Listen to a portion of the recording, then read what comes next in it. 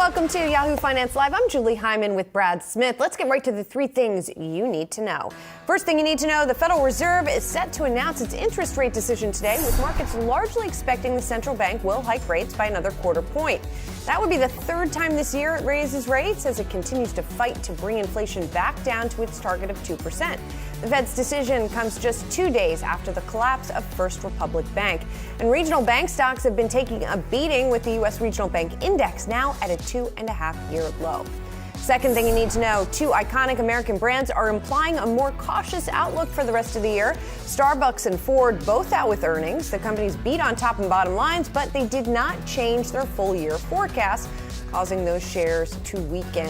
Starbucks' beat was boosted by its sharp recovery in China and higher prices in North America. Ford's revenue rose 20% on higher pricing and volume as it reported numbers by business unit, including its money-losing EV segment, for the first time.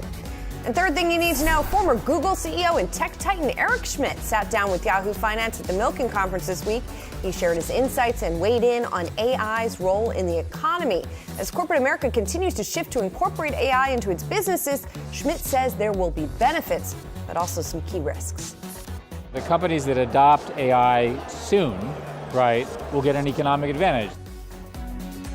He points out three factors that could be a risk: misinformation, biology, and cyber attacks. Those are potential vulnerabilities. Well, the Federal Reserve will announce its interest rate decision today. Markets are largely expecting the central bank to hike rates by another quarter point. Let's bring in Yahoo Finance's Jennifer Schonberger to discuss. Jen. Good morning, Brad. The Federal Reserve expected to raise its benchmark interest rate by a quarter percentage point in what could be one of the last rate hikes in the current cycle, which has proven to be the most aggressive since the 1980s. A quarter point rate hike would bring the policy rate to a new range of 5 to 5.25%. That would mark the highest level since June 2006. That range lines up with officials' interest rate projections released after their March policy meeting, which was the same as in December, that saw rates peaking in a range of 5 to 5.25 and remaining at that level through the balance of the year. The central bank is still battling inflation that has come down but remains well above the Fed's 2% target, while a series of bank failures has caused officials in recent weeks to reconsider raising rates as high as previously thought. It remains to be seen whether the central bank will signal pausing rate hikes or whether they will leave themselves the option to continue hiking rates further. Key will be to watch whether officials change language in their statement from last meeting that, quote, the committee anticipates that some additional policy firming may be appropriate in order to attain a stance of monetary policy that is sufficiently restrictive. No new interest rate projections are expected to be released, only an accompanying statement. Fed Chair Powell will hold his press conference while all eyes will be on him for how the Fed views the policy path going forward. We know from last meeting that 7 officials actually saw raising rates higher than that 5 to 5.25% range, suggesting that there could be more upside here. That decision coming down at 2 p.m. Eastern, followed by Powell's press conference at 2:30. Back to you. Jen, thanks so much. And of course, we'll have full coverage right here on Yahoo Finance. Very much related to the Federal Reserve decision, regional bank stocks. They've taken a beating in recent weeks, sparked even further by this week's collapse of First Republic Bank. The U.S. Regional Banking Index hit its lowest point in 2.5 years. And what's so interesting about this is with the FDIC seizure and then sale of First Republic to J.P. Morgan, there initially was this feeling, okay, this phase is done. And then the rest of the regional banks began to fall, and particularly those that are based on the West Coast that have seen the worst of the selling throughout this whole situation. And that then raised questions again about where the exposure is, or is the sentiment creating the exposure problem, or at least exacerbating it, right? Questions about how much in the unrealized losses do these other banks have on their balance sheets, questions about commercial real estate.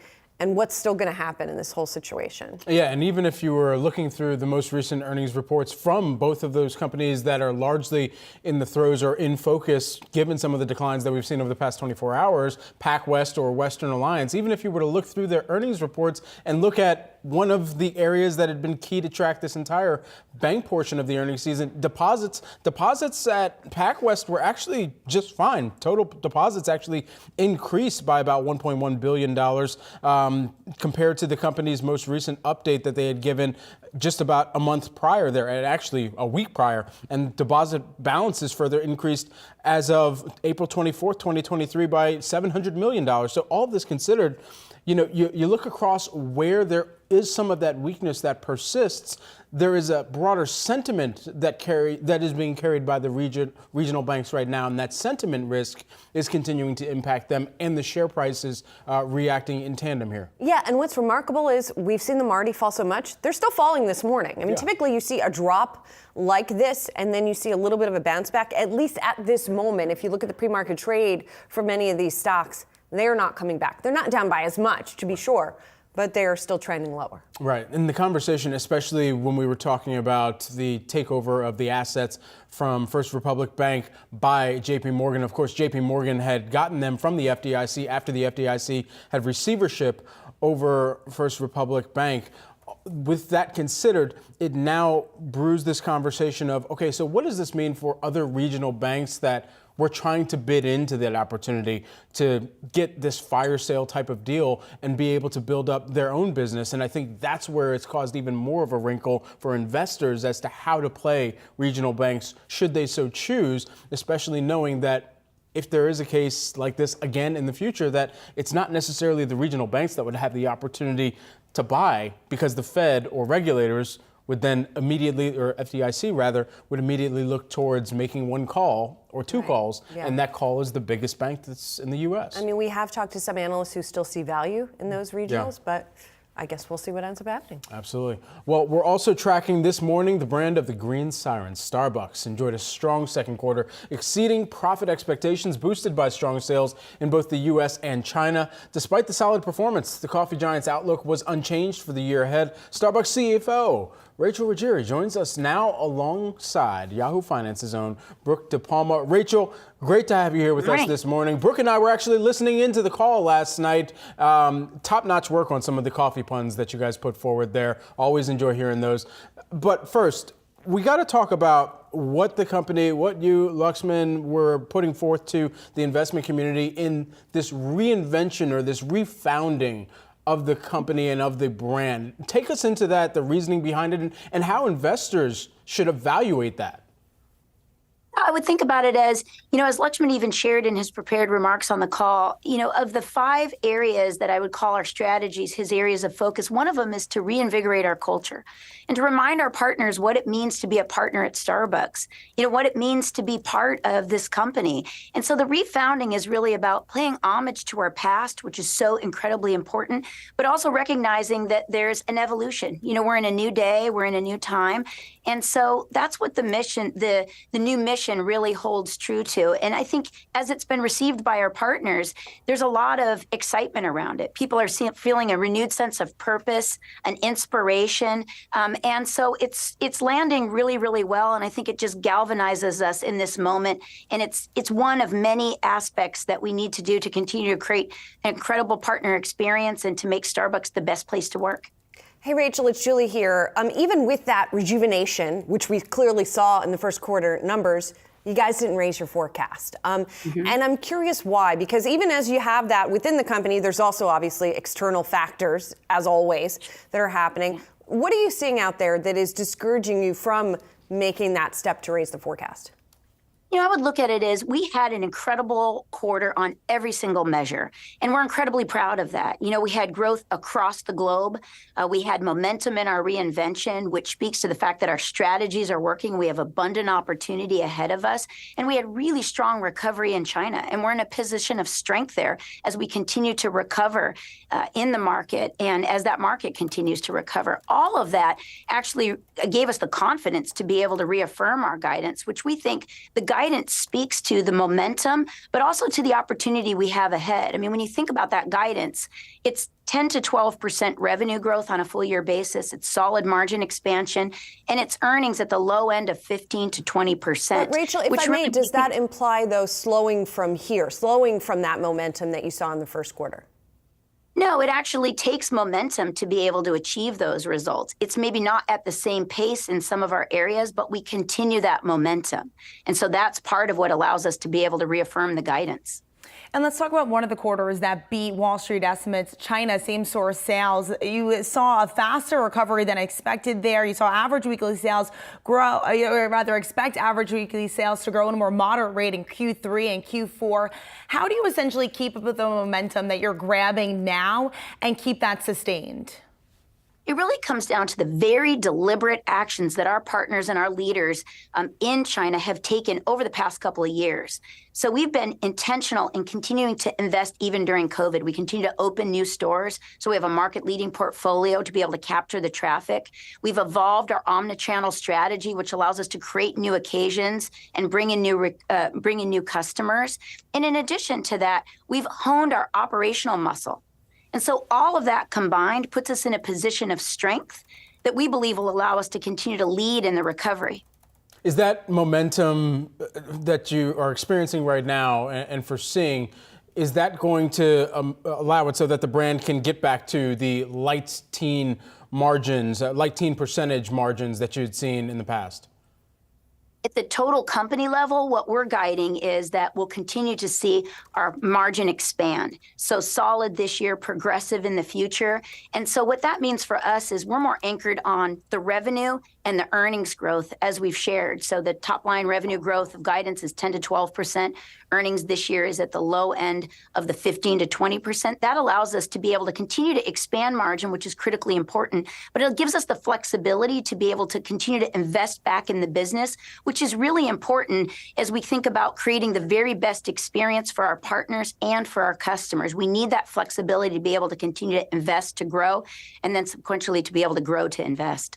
And Rachel, let's move this conversation back here to the U.S. We have this conversation, it seems like every quarter, where the U.S. consumer continues to not push back to those higher prices.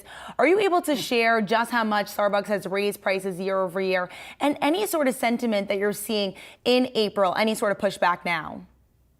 What we'd say is we're continuing to see the momentum. And, that was supported by our guidance of a 7 to 9% comp for the year and for the remainder of the year for our U.S. and North America business, which you think about of our size and scale, that's a pretty impressive guidance.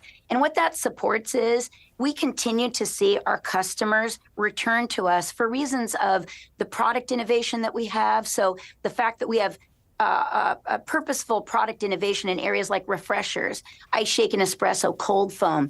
Those are difficult to make at home. They give customers a reason to come in. And then our partners create a really amazing experience, which give customers a reason to come back.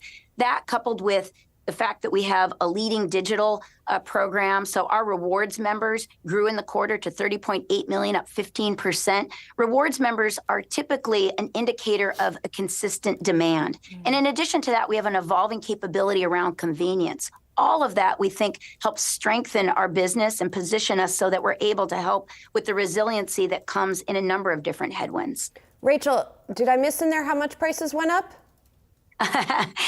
Well, what I can say is our ticket this quarter, as evidenced in our 12% comp, it was balanced between ticket and transaction. Our ticket this quarter was about a 6% ticket comp. That's pretty indicative of the annualization of the pricing moves we took last year. We would expect that to start to moderate in the back half of the year as we get to more historical levels of pricing, which we've shared is typically around 1 to 2%. That's going to be welcome news to some heavy Starbucks users here on our team, Rachel.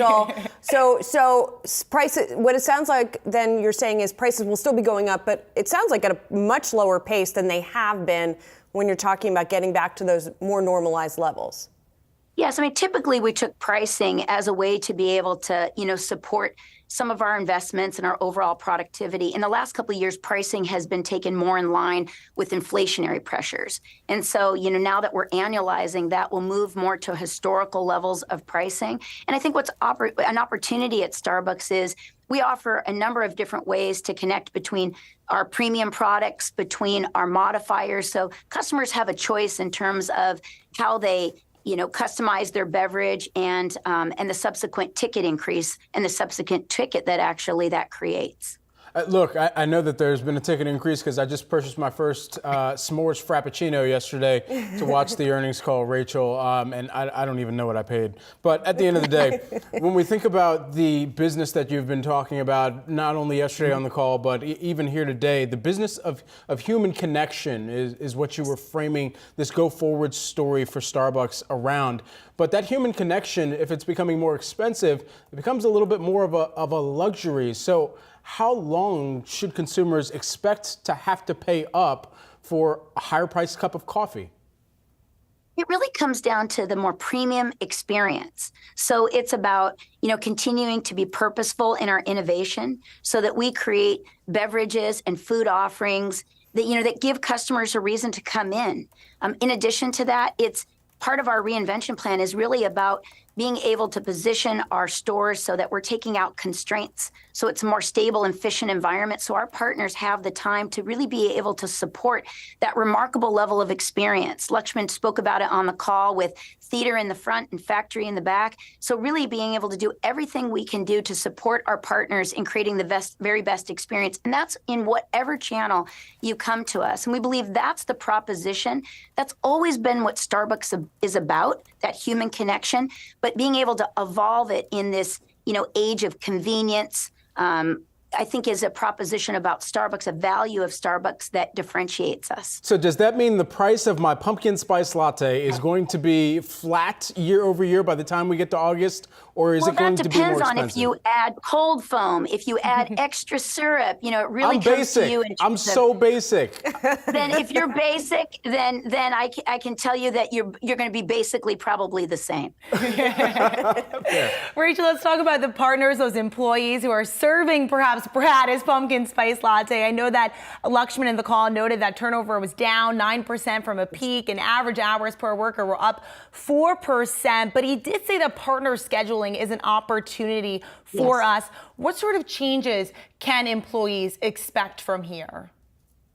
We're working on tools and technology as well as processes to be able to support staffing and scheduling so that partners get the hours that they want and the hours that they need, which is incredibly important when you think about an overall compensation formula. So it's not just about wage and benefits, which is critically important, but it's about the hours that you need to be able to support, your particular life. Some partners want less hours, some partners want more.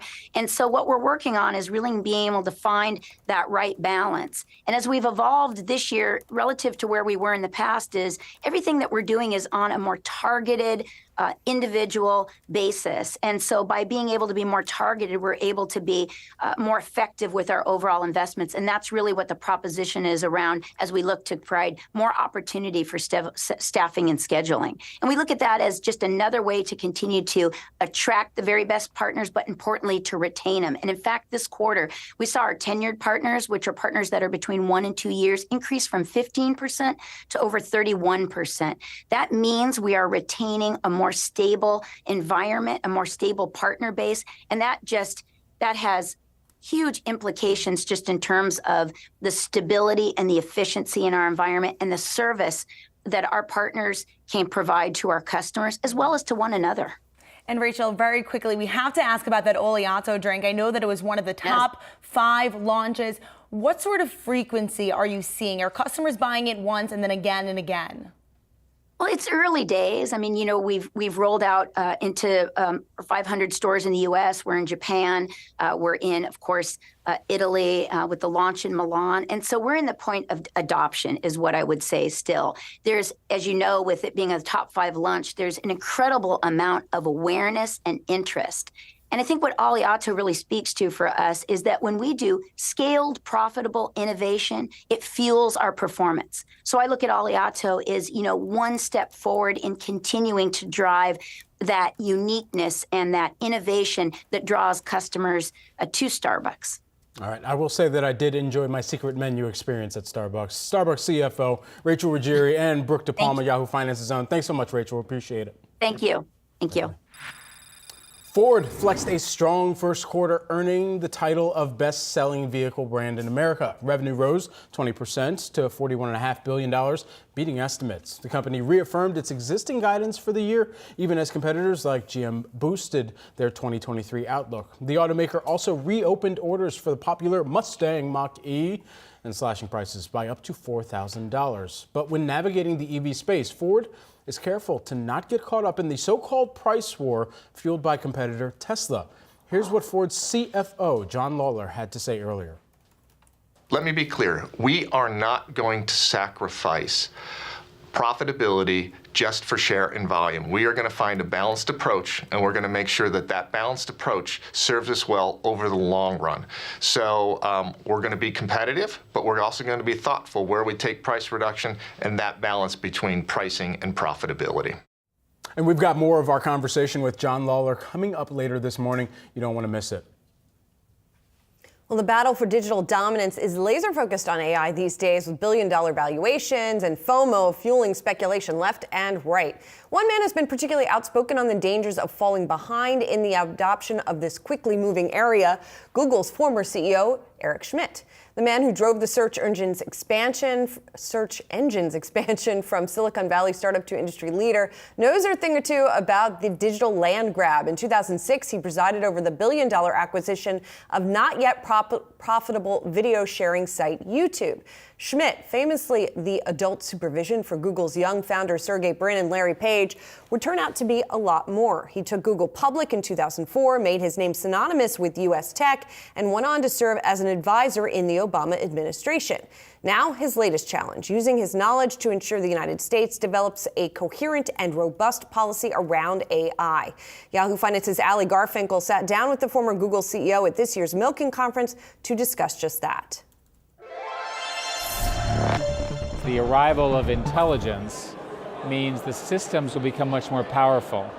And so the companies that adopt AI soon, right, will get an economic advantage. They'll make better ads or better answers or whatever it is that they do. They'll target better. They'll understand their customers better. They'll solve the customers' problems better. They'll invent new things. It'll take a while, though, before we really see the implications of this. This stuff is only 6 months old.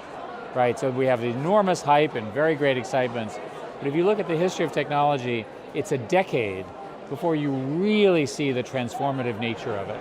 So one of the things I wanted to ask you actually was about that hype, because Age of AI, you published it in 2021 with Henry Kissinger and Dan Huttenlocher.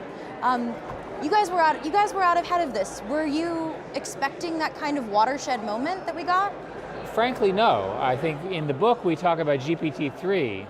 But we did not understand how powerful ChatGPT would be in the annals of human history, that people could converse with it. And the key thing that ChatGPT did is it added a technology where humans could adjust the answers to make them more human-like. Technically, it's called RLHF. And that invention, which was a big deal, really was the final linchpin to bring us to this point. I'll tell you that the three of us have decided to write a sequel because there's so much going on. And Dr. Kissinger is 100 years old, so we're obviously excited. Wow, so talk to me then a little bit about, actually before we go there, why do you think ChatGPT captured so many imaginations? Because it put it in human terms, what we've been talking about for a long time. The concept that these things could write this well, so I describe ChatGPT as a college student that got an A in English and writing and a C or a D in facts, right? So as you know, with ChatGPT, it begins to hallucinate, it gets confused. If you look at Bing and Sydney, you can trick it. In other words, it's not a very good college student, but it writes very well. And so the task now is to build systems that are much more knowledgeable and make many fewer errors. And that's underway. So a few years from now, people will have forgotten all the humor of oh, the chatbot fell in love with me and it convinced me to leave my wife and my wife was upset. All of that is humorous because the systems will become much more personal and much more reliable. They won't make stuff up the way they do today. Well, and they're probabilistic models, right? So I imagine they're not always perfectly accurate. And I was watching that video you guys have about the age of AI, and you describe AI as emergent, dynamic, imprecise. That sounds a lot like humans. Yeah. The difference with emergent, dynamic, and imprecise is if you're emergent, dynamic, and imprecise, I know you're a human being. I have a theory of how your mind works. I understand the limitations. You were born, you have a mother and a father and a family and kids, and you eat and you sleep, and a normal human being. Are you confident about that? I am absolutely confident that about you. And when I look at the same thing in a computer, I have no theory of mind. I don't know, is it evil? Can it switch from good to evil? Can it confuse me? Could it decide to not tell me what it's doing because it learned to be deceptive? Did it read a book that told it, a spy novel where it learned how to deceive me? I don't have any context for that. So we're going to have to develop a theory of mind for these new systems, and it's going to be different. They're not human, they're not conscious, they're not copies of human brains. Mm-hmm. But it doesn't mean they're not intelligent, and to a certain extent, it makes me wonder about the sort of risks you see. What are kind of the paramount risks that you find yourself thinking about with AI? Well, everybody wants to talk about social media and falling in love with the computer and so forth. I'm not too worried about that. I think those are solvable. I think there's three. The first one is misinformation at scale. These technologies will allow an evil country or competitor to come in and screw up our democracy. You believe that our leaders are saying what they're saying. And you honestly believe when you see them and you listen to them, that's what they said. An evil person could easily convince you with their likeness that they said something that they didn't say. That's really bad. Another example wouldn't be in biology. It'd be relatively easy to synthesize pathogens that are bad. Another one would be cyber attacks. It'd be relatively easy to unleash these things and say attack a whole country. And try this, try that. So we need to put guardrails on these bad parts of the system. The general terms for those are guardrails and human safety or AI alignment. And there are plenty of people working on that, and it's coming. Well, and it kind of brings me to the next question, which is those guardrails. What could they look like? What are we seeing in Europe? How does it compare to what we're talking about here in the States? Well, at the moment, Europe is doing almost nothing in this space, so we don't really have any examples. They have a law which requires that the system be able to explain itself if it's used in something critical. Well, by definition, these systems today can't explain themselves. By the way, nor could your teenager if you have a teenager. Again, we have to work with what we've got. Some adults struggle to explain themselves. Right. So we have to work with what we have, and that's a bad strategy on the European part. In America, there's an emerging consensus that there should be safety models that everyone kind of shares. Like, these are examples of bad things. So for example, how do I kill somebody? How do I kill myself? Those are obviously bad. No one's in disagreement that stuff should be prohibited. And so I think you're going to see a pretty much a simple agreement to constrain, at least in the United States, what these systems do. The other thing kind of too about it is there's a lot of fear out there right in the middle of all this. I was at a family event recently and someone said to me, you shouldn't cover AI, it's too controversial. Should AI be controversial? Well, it's interesting. I was on a ski lift with somebody I didn't know and somebody I knew, and I was talking to the gentleman I knew, and the lady to my right goes, oh yes, I've been using ChatGPT. And then I knew it had arrived. It was on the ski lift. The important point here is that collectively, we have to have this conversation now. And I think that the good news in America is when these things happen, everybody has an opinion and everybody gets to be heard. And I'd much rather do it this way than the way social media happened, where social media sort of snuck up on us. It was sort of intended for good outcomes, putting us together, friends, all of that. But it also allowed for attacks on our political system, problems with young people, things like that. So I want the conversation now, and I'm perfectly happy to disagree, because I think that's how America works. That's the great thing about our country. That was former Google chairman and CEO Eric Schmidt in conversation with our Ali Garfinkel there. It's so interesting, all these AI conversations. They're all saying what we need to do. Yes. I don't know if all that stuff's going to get done to put these guardrails up, right? Right. While still there's billions of dollars worth of investments from some of the largest tech executives that are going towards generative AI, while also integrating some other form of AI, largely legacy AIs as well, into other parts of their business. And so kind of the languaging and the messaging to the public about what AI is going to do for the positive versus how it will be negative. That's where it's getting. Yes, it's quite interesting. And Vice President Kamala Harris is meeting with some execs on this topic tomorrow.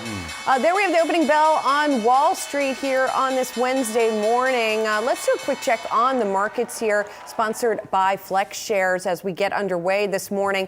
Obviously, there continues to be a lot of earnings that investors are piecing through. It was interesting to get that common theme from both Starbucks and Ford that beat last quarter but did not raise for the full year. And we heard a little while ago from the Starbucks CFO that she still sees continued momentum. We will hear more full comments from the Ford CFO in just a few moments here, but not seeing much movement in the markets. Of course, the other big event today is the Federal Reserve meeting and interest rate decision coming this afternoon, and a lot of discussion over kind of the tenor of that discussion, whether the Fed will leave open the door to more rate increases. The common consensus seems to be that they will not be raising once again this year and may even cut, but we'll see what ends up happening.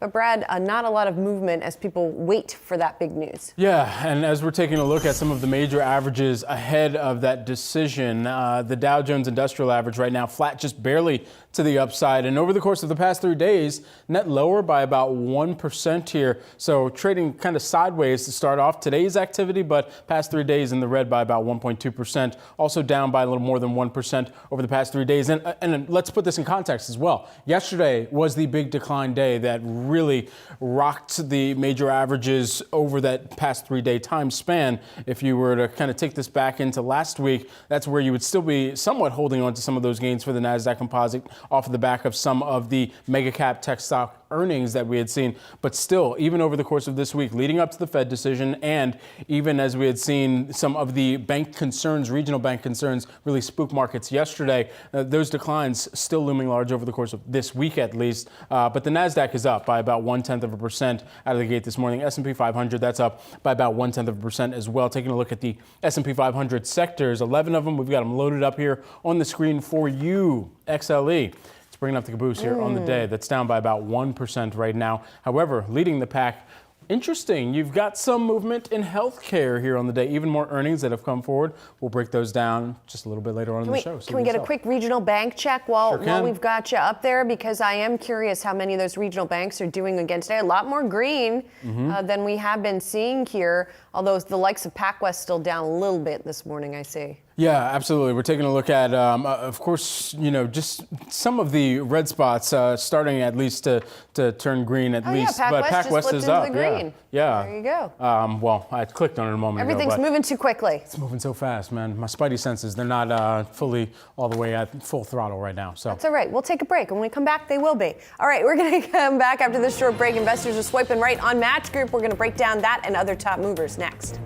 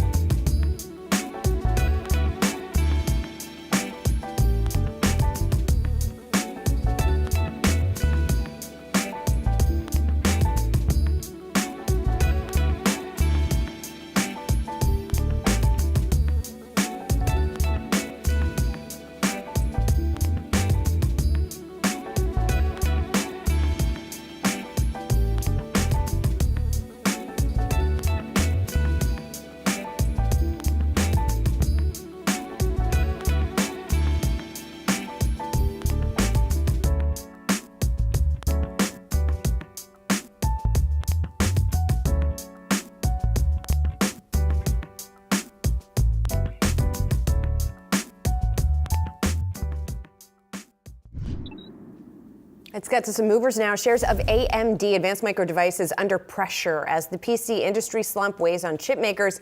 AMD reporting a 9% drop in revenue in the first quarter. This coming after Intel reported sales falling 36% in the same period. Joining us now to discuss Yahoo Finance's Dan Howley. The shares right now down 6%. And Dan, it's so interesting because AMD had been gaining share on Intel, right, after lagging it for a long time. But it seems like, in this environment, it's tough for everybody. Yeah, both companies struggling, especially when it comes to the PC market. We saw a Gartner release basically saying that shipments worldwide of PCs had collapsed 30%. That's a second consecutive quarter of massive declines. This was in Q1. Q4 was the prior quarter where we saw those declines. For AMD in particular, they had a 64% year-over-year decline in client revenue. That's where they sell those PC chips, either to servers or to individual OEMs that then put them into the laptops that we purchase. So both companies, Intel and AMD, really suffering there. Intel, for what it's worth, they kind of telegraphed this. I mean, so did AMD, but Intel, they've really been struggling as far as being able to kind of step up and compete, at least on a performance level. PC revenue for them fell at 38% this past quarter when they reported that 36% drop in revenue. But, AMD seemingly has them kind of on the ropes as far as the broader performance goes in the PC market. People are looking more towards AMD now. They've been doing that for some time. And, Pat Gelsinger has this turnaround plan. They want to fabricate. They want to speed up the development of chips. How fast that works and how fast we start to see that impact is really dependent on whether or not he can get that plan to go through. And considering that, we're seeing these steep revenue declines, it does make you wonder, will investors continue to put up with that? You look at, though, the likes of NVIDIA, meanwhile, they don't have to deal with the PC space as much. Yes, they're in the gaming space. Yes, that's a key component. But you would usually find NVIDIA chips in more higher end computers. The Intels, the AMDs, they're across the board, whether that's entry level, high end. So maybe it won't hit NVIDIA as hard when they report later this month. But really, this PC industry continues to struggle. No one needs a computer right now. And look, if you do, maybe you're putting off the purchase because you're trying to save a little bit of cash. Just very quickly here, Dan, they talked about their AI roadmap as well, and even we heard from some of the other mega cap tech companies last week really spelling out where chips fit into any type of generative AI play, because it's still going to come back to the data center at the end of the day. Does the market seem convinced at all about AMD's AI play here? Yeah, I mean, I think really the leader is clearly NVIDIA at this point, right? And I think part of that is because they've proven that they have the capabilities to do this. And so many companies rely on NVIDIA right now at this point. They've been angling for AI for a while, right? They were doing this well before generative AI was something that we were even discussing. And so they kind of carry over that cachet. I will say that AMD does have its own AI capabilities. It's building that out. That's something that Lisa Su, the CEO at AMD, discussed. But I think as far as AI goes, look at Meta. They were trying to work on their own chips.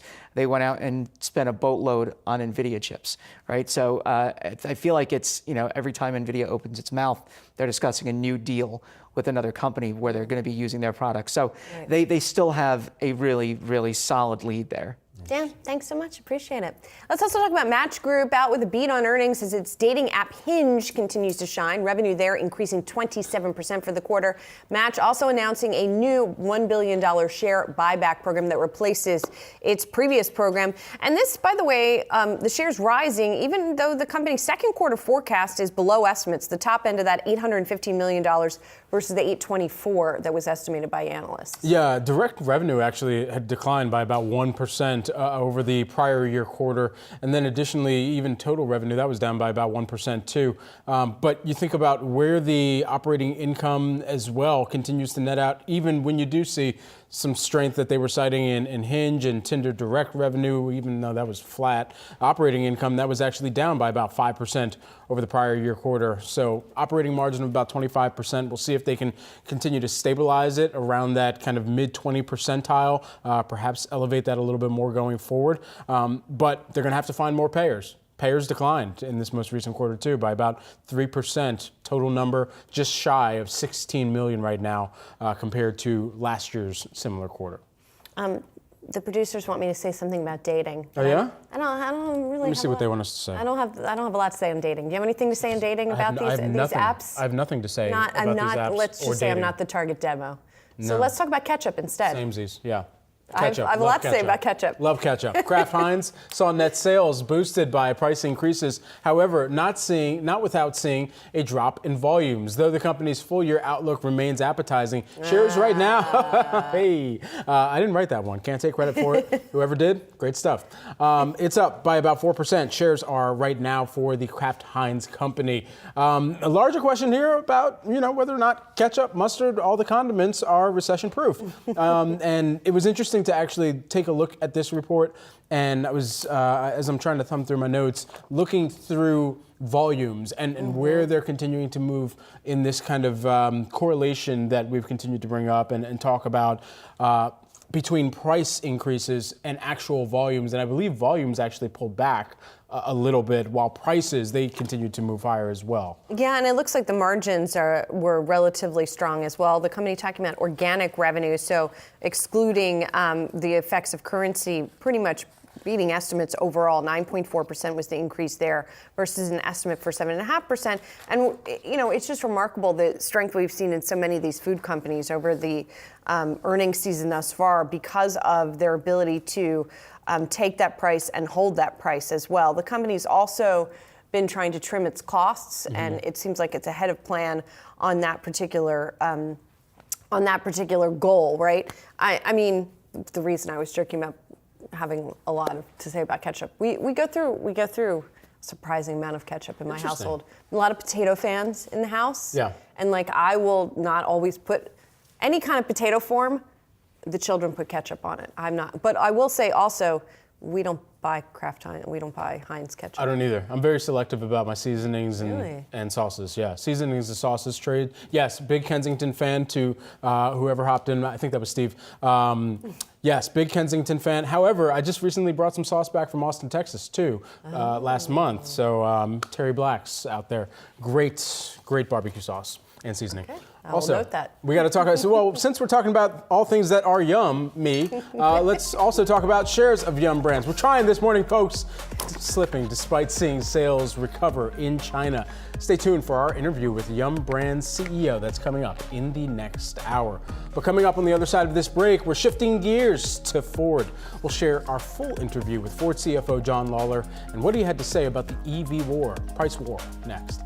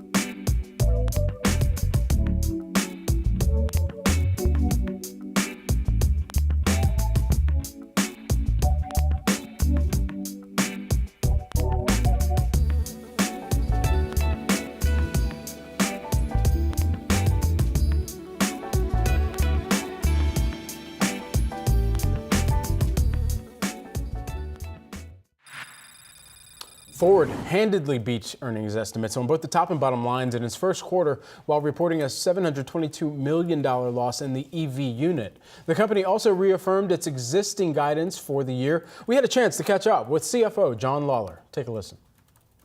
We had a solid quarter. We had top-line growth overall for the company at 20%. We posted a good adjusted EBIT at $3.4 billion. We saw growth in Blue. We saw growth in our commercial business with Ford Pro.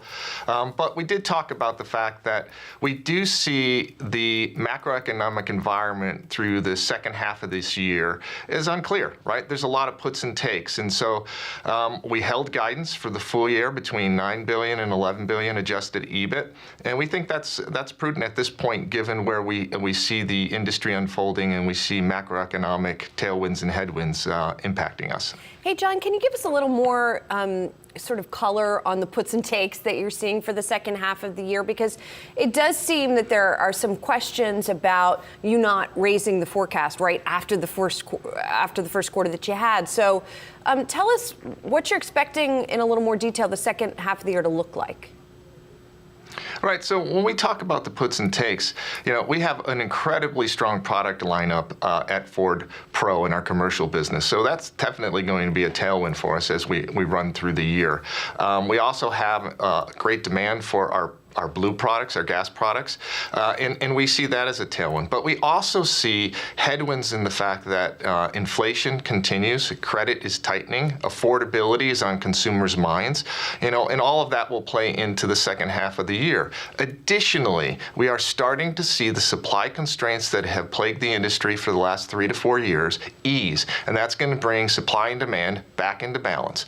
And so with that, we do see that there's probably going to be pricing pressure, and we said that when we started the year, primarily in our ICE business, and we're planning for that. So I think all in all, puts and takes, when we look at the pricing environment, we see us as being neutral, but there's some segments that will be positive and other segments that are going to feel the pressure from the top line. And John, specifically on interest rates, I'm curious, especially as we're getting a decision from the Federal Reserve on rates today. In the past, in tightening cycles, what have you seen in terms of activity from consumers, especially as we sort of get to the end of it, but then rates, they're still at the same level, and so financing is more expensive for consumers. What tends to happen?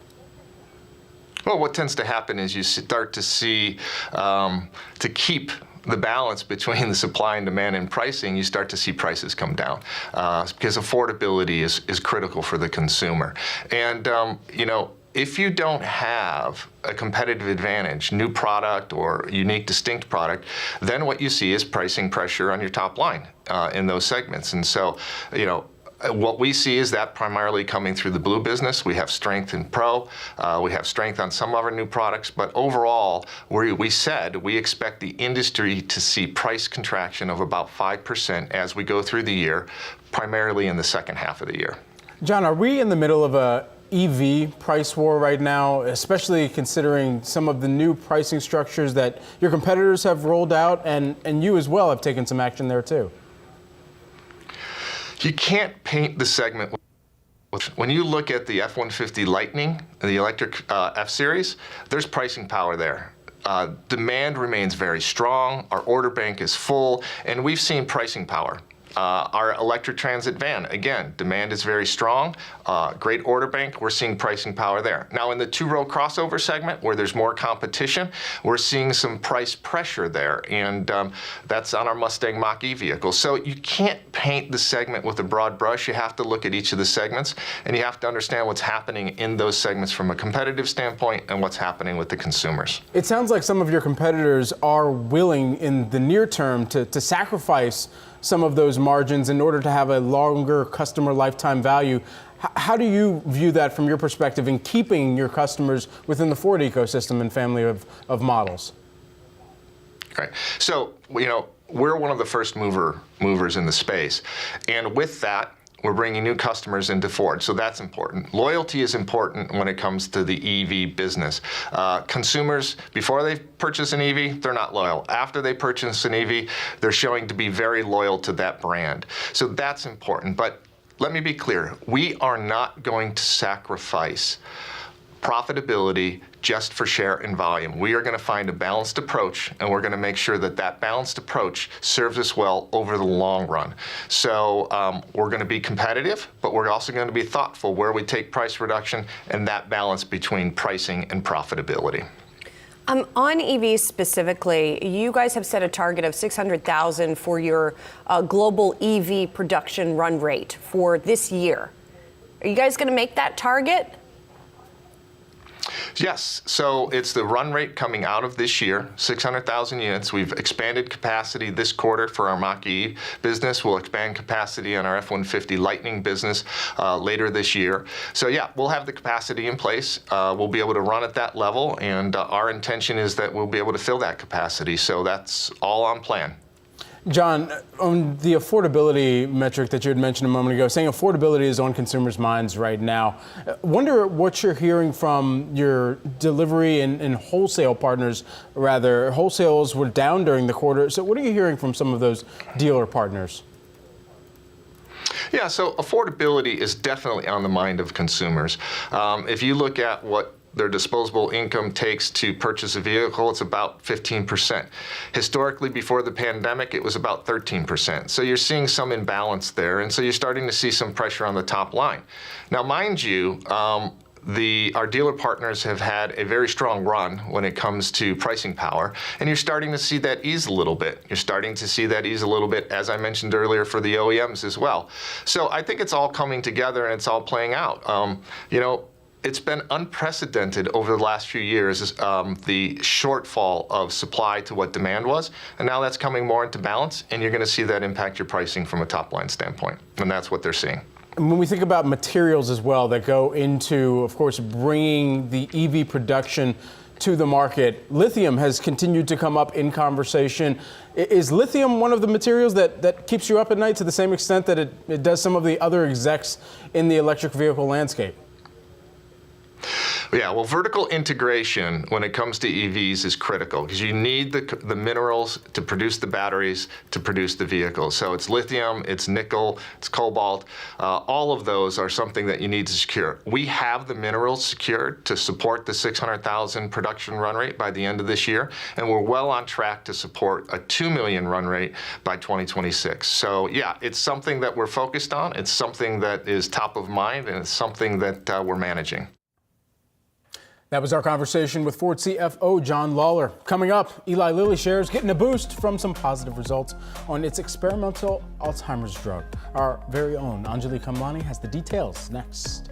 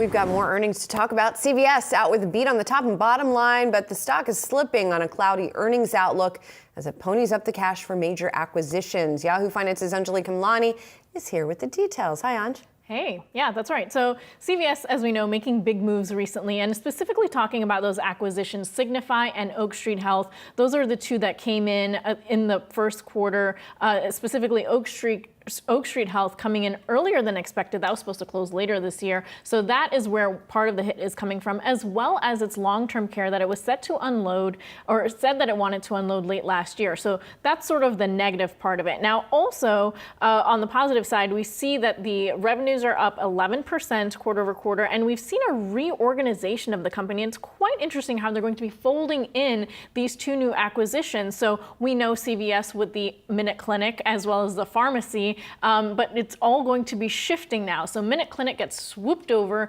into a new category called healthcare services. That is going to include Signify, Oak Street, as well as what the PBM service, which is previously Caremark. That's an interesting combination. The insurance side with Legacy, Aetna, as well as their Medicare Advantage, and then pharmacy and wellness will include the traditional pharmacy and the storefront, as well as their infusion therapy service. So a lot of changes there and how they're going to be reporting, a lot more heads of state, if you will, coming into the fold for the company. So going to be interesting to see how the rest of the year pans out on that. Well, we've got you here with us also in the health space right now. Eli Lilly seeing some promising results of its experimental drug for Alzheimer's. Yes. What do we know about this so far? So what we know so far is that it did do a better job in terms of the results that they saw from the clinical trials in comparison to Biogen, which you know is also pursuing in this space. Now, the difference is, though, is that while their numbers were a little bit higher, I believe it's 29% more effective, they do have some concerns over the brain swelling of two patients. Two patients died in this trial, and the third one potentially from the same cause. So there's still some deep dive that needs to be done. The results are just coming from the press release. They have not yet been peer reviewed. So that's where some concern comes from. But again, Lilly entering the space where we know Biogen already is, and it could really create some competition from the market right now. Yeah, definitely, which hopefully in the end will be good for people who need treatment for this serious disease. So thank you so much, Anjali, for the reporting on that.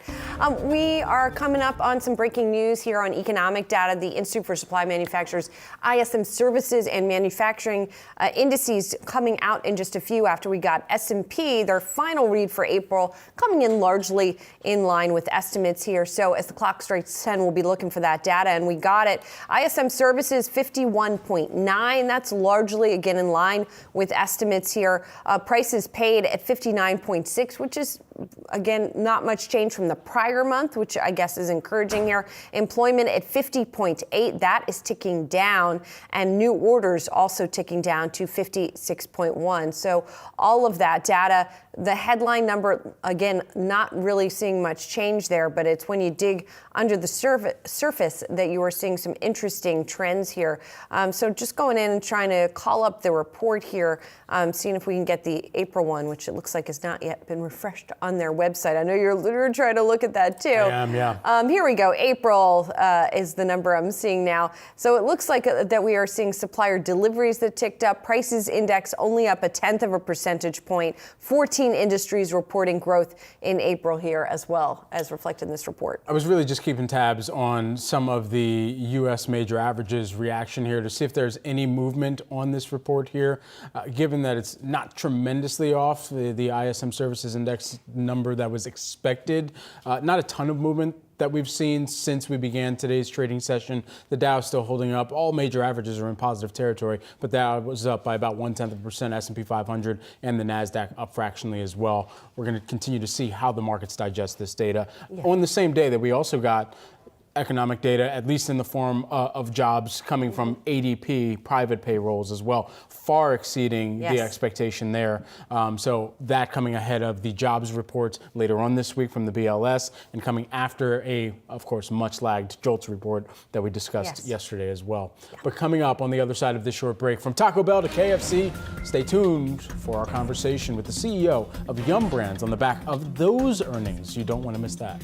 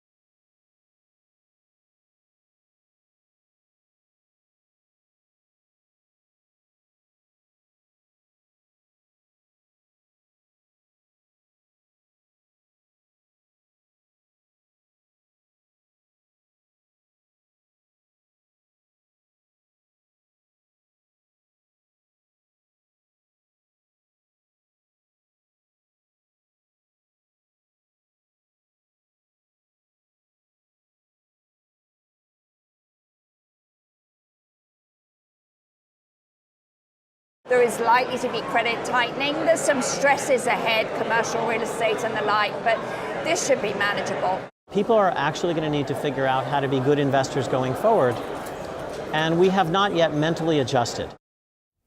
Those were just a few industry leaders weighing on the state of the market, and in the wake of wild few weeks that we've been tracking for the banking sector at the Milken Institute Global Conference in California. Joining us now with his thoughts is Adil Zaman, who is the Wall Street Alliance Group partner here. Thanks so much for taking the time here with us this morning.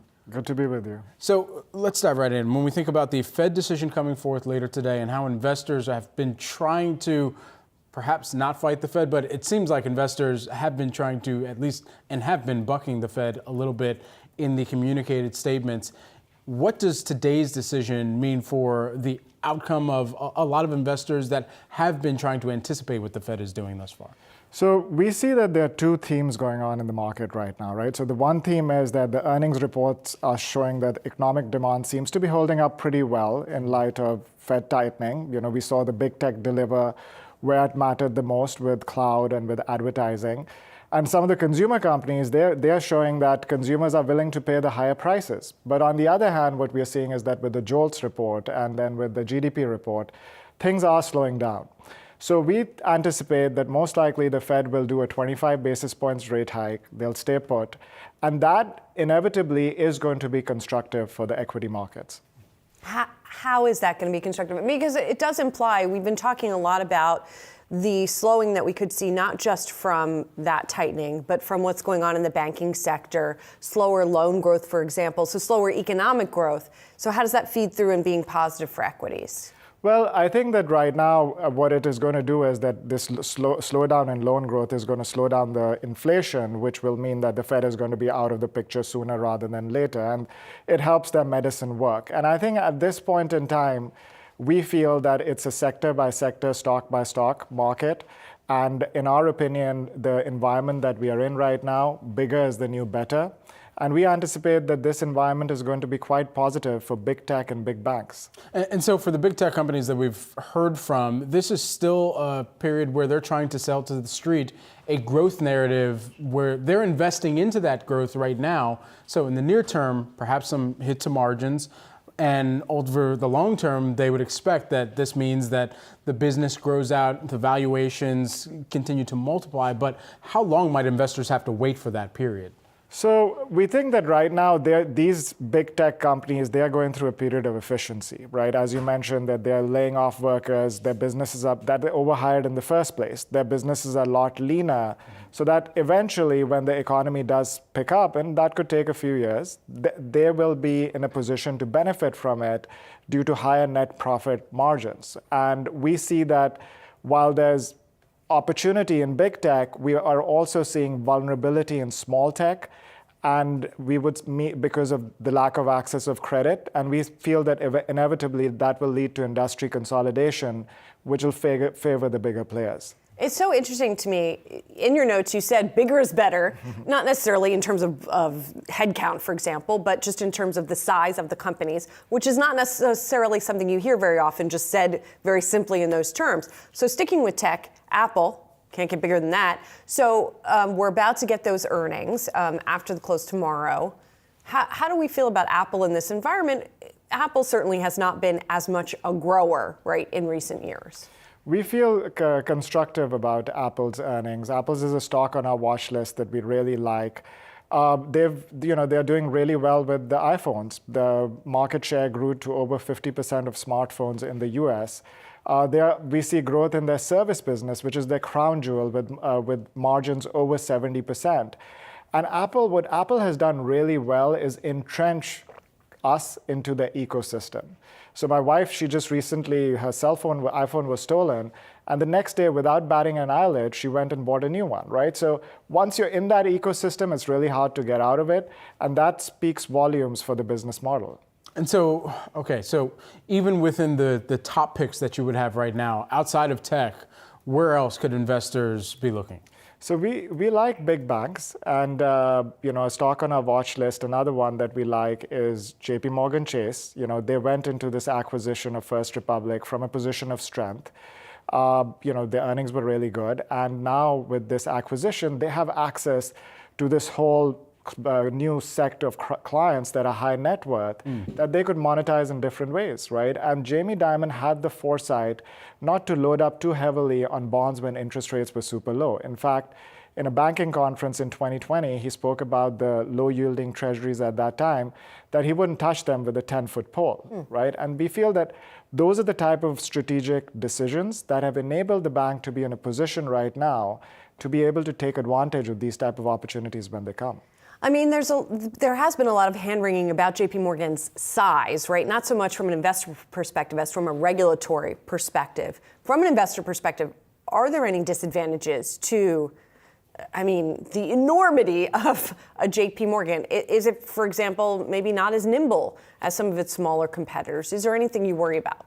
So what we feel is that the US is overbanked right now when we compare us to the rest of the world, right? We lead in terms of the number of financial institutions. We have over 4,000, where UK is a close second with just over 300. So we feel that this cleansing is inevitable, where the smaller banks are going to, in our opinion, go out of business, get taken over by the larger players. And because banks like JP Morgan had to meet far more stringent stress test requirements, so they will be able to benefit from this deposit flow. So in the long term, we feel that this is actually favorable, and this cleansing process will be good for the industry as a whole. Yeah. Adel, thank you so much for being here. Adel Zaman is Wall Street Alliance Group Partner. Interesting on these various picks. And we're going to hear from Apple after the close tomorrow. Thank you. Thank you. Coming up, crunch time for Crunch Wraps. Yum Brand stock is up 20% over the past 6 months. It is a down day today, though, despite steadying the ship in China. Is Taco Bell still selling those chalupas? We'll have more on that next. And let's do a quick check of the markets here. Actually, we'll do that when we come back.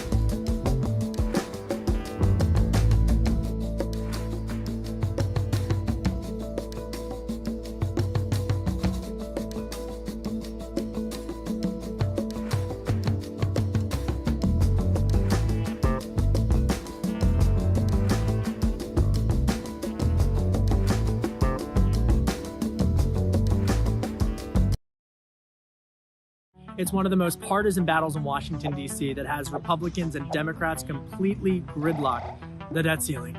But what exactly is the debt ceiling? Put very simply, it's the amount of money that the government can borrow in order to pay its bills on time. And once they reach the debt ceiling, the government can't pay its bills. This impacts everything from Medicaid to Social Security to salaries for military personnel, not to mention a host of other government-funded programs. That has economic repercussions, not just in the U.S. economy, but could send shockwaves all around the global economy. Some economists even predict that if lawmakers don't raise the debt ceiling, it could send the U.S. economy back into a recession, potentially even globally, not seen since 2008. Historically, the government created the debt ceiling back in 1917 during the time of World War I to provide economic certainty. Now, since 1917, the government has voted 78 times to raise, extend the deadline of, or edit the definition of what the debt ceiling is.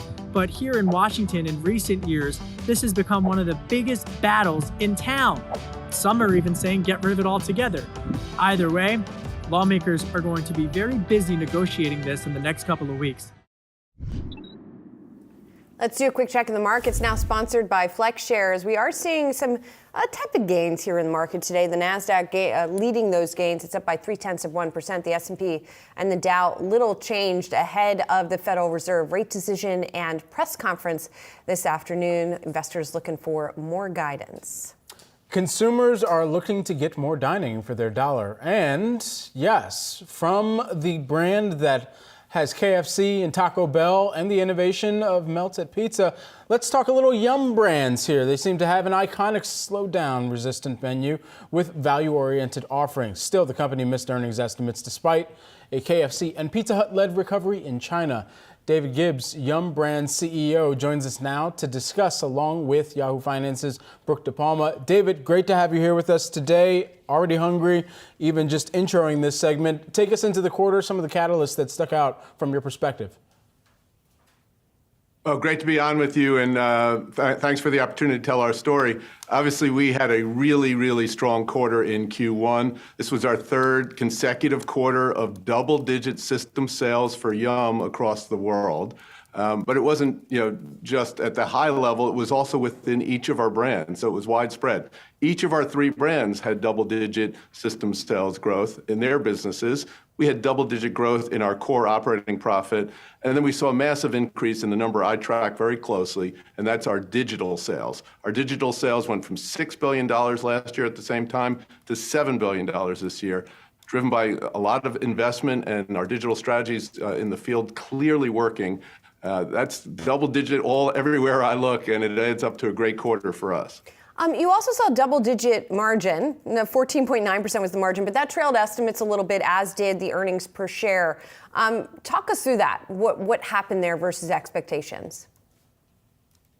I think it was a strong quarter, and I want to unpack the numbers in every measure. In terms of our store-level margin, which is what really matters, how our franchisees' profitability is working, Taco Bell is our biggest business in the U.S., where most of our store margin comes from. We've consistently had low 20s to mid-20s store-level margins at Taco Bell, another quarter with similar margins. And actually, margins are up at the store level from 2022 at Taco Bell. So the profitability there is there for our franchise partners, and it is translating into profit for us. As I mentioned, we grew our core operating profit, once you adjust for things like foreign exchange, up 11%. So, profitability clearly was a big part of the story this quarter. We're pleased with how those sales flew through. And it seems like value was a large focus of this quarter as well. In the call, you noted that it seems like you have the tools to win in this sort of environment. Break down for us what sort of trends you're seeing, particularly when it comes to low-income consumers. We're obviously seeing what I would call more of a return to normal from a consumer standpoint, and that means people care a little bit more about value than they have over the last few years, maybe when they were a little more flush with money in their pocket.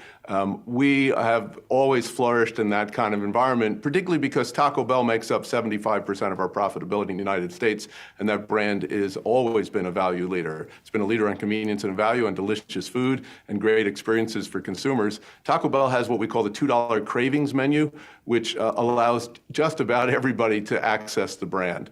But they also offer higher end value like the grilled cheese burrito for those people that may be trading into the category and into Taco Bell and trading out of the fast casual category, for example. So Taco Bell has something to offer for everybody, but it's not just Taco Bell. Pizza Hut in the quarter put up a really strong number in the U.S., driven by the Melts business that they launched at the end of last year that had its first full quarter. That's a $6.99 product. That's a great value. It's designed for one, but big enough for two. So feeding two for $6.99 really works well. And then KFC, in the end of the quarter, launched what we call $5 wrap deal. It's 2 wraps for $5. That really moved the needle when it came to low-income consumers. In fact, the strongest part of their sales growth for the quarter in the U.S. was from those lower-income consumers. So we're not seeing an environment from a consumer standpoint where we can't drive transaction growth and drive sales. David, I'm definitely in the Brad camp now. I'm hungry. So talk to me about how all of this relates to your pricing strategy. We've been talking pricing with everybody. It's really a hot topic right now. And a lot of, whether you're talking about packaged good companies or personal care companies or restaurant chains like yourselves, everyone's taking price. It sounds like, though, you guys are taking price maybe in certain areas, but you also want to still provide value. So how's that strategy playing out right now? And then how's it going to play out for the rest of the year? Look, first and foremost, taking price is a last resort for us. We want to be the convenience and value option for consumers. But at the same time, we've got to preserve our franchisee profitability. And historically, our industry has been able to pass price increases along to consumers if they're done smartly. That's why we did the acquisition of a company called Quantum, for example, that does a lot of data and analytics work for our franchise partners to help figure out the right pricing constructs in markets around the world. So we're taking price where consumers can afford it, but we're still remaining great value for those that need to access other parts of our menu. That whole formula of being very smart about how we take price is really working for us. It's best exemplified, at Taco Bell, where they have their $2 value menu, which makes the brand accessible to everybody. But there are other versions of that really all around the world where we're very sharp and very thoughtful about how we take price and where we do it and when. As we enter into 2023, I do not anticipate taking as much price in 2023 as we did in 2022, simply because inflation has abated for us in terms of our key input costs on the food side, and even the labor market has gotten a lot better. We now have more applications, more team members in stores, better staffed stores. And it was a pretty stellar quarter for Pizza Hut, particularly in the U.S. Total sales accounted for 41% in the U.S. here. Do you think that you're taking market share from perhaps local pizza merchants or consumers trading to Pizza Hut? There's no doubt that right now in the U.S. pizza market, Pizza Hut is winning and stealing share from others. And I'm proud of the work the team has done, and it's because of all the strategies that they've been working on for the last few years coming to fruition. We've embraced using aggregators, for example, where some of our competitors have not. That's provided us incremental sales. We've offered products like the melts, which appeal to a different consumer than the typical Pizza Hut consumer. So that's bringing in new consumers. It's bringing them in on different occasions. That's more of a lunch product, for example. So we have lots of things going on at Pizza Hut that are driving incrementality, and it all added up to a great quarter for them, and no doubt stealing market share from others. And another buzzword that we've been hearing this earnings season is AI. I know that you mentioned it on the call. You're investing heavily in it, whether it's Dragontail, TikTok, if I said that right, recommended ordering. Break down how this is boosting productivity and profit for franchisees. We've done a lot of work with technology, made a lot of investments in technology, and this is a strategy that has been going on for many years. This is nothing new. We're now just starting to see the fruits of it and how it's really paying off for our franchise partners. When we use technology to make our restaurants more efficient, for example, we bought a company called Dragontail that really improves the efficiency of how we sequence orders in a restaurant and how we use drivers on the road. When we do that, it has benefits to everybody. The franchisees get benefits because the efficiency of their team members goes up. The customer gets a benefit because they get a hotter, fresher product because we're better able to time when their product's made and when a delivery driver gets there to take it to the customer. And really, using technology for things like ordering benefits the customer and us. We end up with a higher average ticket. It's an easier way to order through e-commerce channels or even kiosks in our stores, like we have at Taco Bell now in the U.S. So the technology story is long, wide, and deep, and it is impacting every single part of our business. David, while we think about how historical that delivery has been with pizza, there are other parts and brands and operations within your business that rely on or use third-party delivery services as well to engage with your end consumer and that customer who's, just looking to get fed for lunch or for dinner. How much of that interaction and of that customer's data are you able to hold on to then turn into other types of touch points with that customer and ultimately monetize that customer even more? Obviously, when we have customers opt into our loyalty programs, in which we have a lot of, we have great access to their data, and we formed a great relationship with them. And we see that driving incrementality every time we get a customer into the loyalty program. As far as all of the data we have, even if you look at it at an anonymous basis, we can draw a lot of conclusions about customer behavior and traffic patterns that can help us. What kinds of things are they more likely to add on what parts, on certain times of the day? What products really resonate with in different countries that maybe don't work in other countries. That's why we've been leaning so heavily on the data and analytics side of the business, doing a lot of external acquisitions to shore up our capabilities there. At the end of the day, Yum is the largest restaurant company in the world with over 55,000 restaurants. We should be, and we are, the leader when it comes to technology in the restaurant industry. We had 45% of our sales were through digital channels in this past quarter, a new record for us on mix, and a new record from a number standpoint at 7 billion. There's sort of the technology that you're talking about, and then there's this sort of harder to, quantify or number crunch. I'm talking about TikTok because recently there was a viral challenge that claimed falsely, by the way, that if people could finish a bucket of your chicken in 60 minutes, they could come and get a free refill. You guys then offered a sort of related promotion. Like, how do you think about that kind of strategy, which again is more art than science, I'm guessing? And what kind of team do you have devoted to sort of tracking those kinds of trends? Well, of course, digital and our brand's reputation and how we connect to consumers on those channels is absolutely critical to us. We have brands that are 60, 70 years old, but they remain forever young because of the way we show up and the consumer interest we have in those channels. And you mentioned one example, but there's 1,000 of them. You remember last year, we had Dolly Parton and Doja Cat getting on social media pleading for us to bring back the Mexican pizza. It's probably the best example of how social media can help our business. We ended up partnering with them and brought it back to great fanfare and great results. But each of our brands does have teams of people devoted to social, monitoring what's being discussed, making sure we're interacting with customers in a way that's consistent with our brand and how we want to treat customers, and using social to really amplify our message. That was quite the partnership between Tennessee's finest and the Met Gala's finest teaming up. Ultimately here, David, when we think about the times of day that you're engaging with consumers, I want to talk about the share of breakfast. Where do you see Yum Brands excelling, and where would you like to invest more in getting a share of that breakfast portion of the day? Well, breakfast is certainly an important part of the roadmap for our KFC and Taco Bell brands. Taco Bell launched breakfast many years ago in the U.S., and it's been a slow but steady build. They've been leaning in it more recently, using some celebrity spokespeople to get a lot of attention in the marketplace.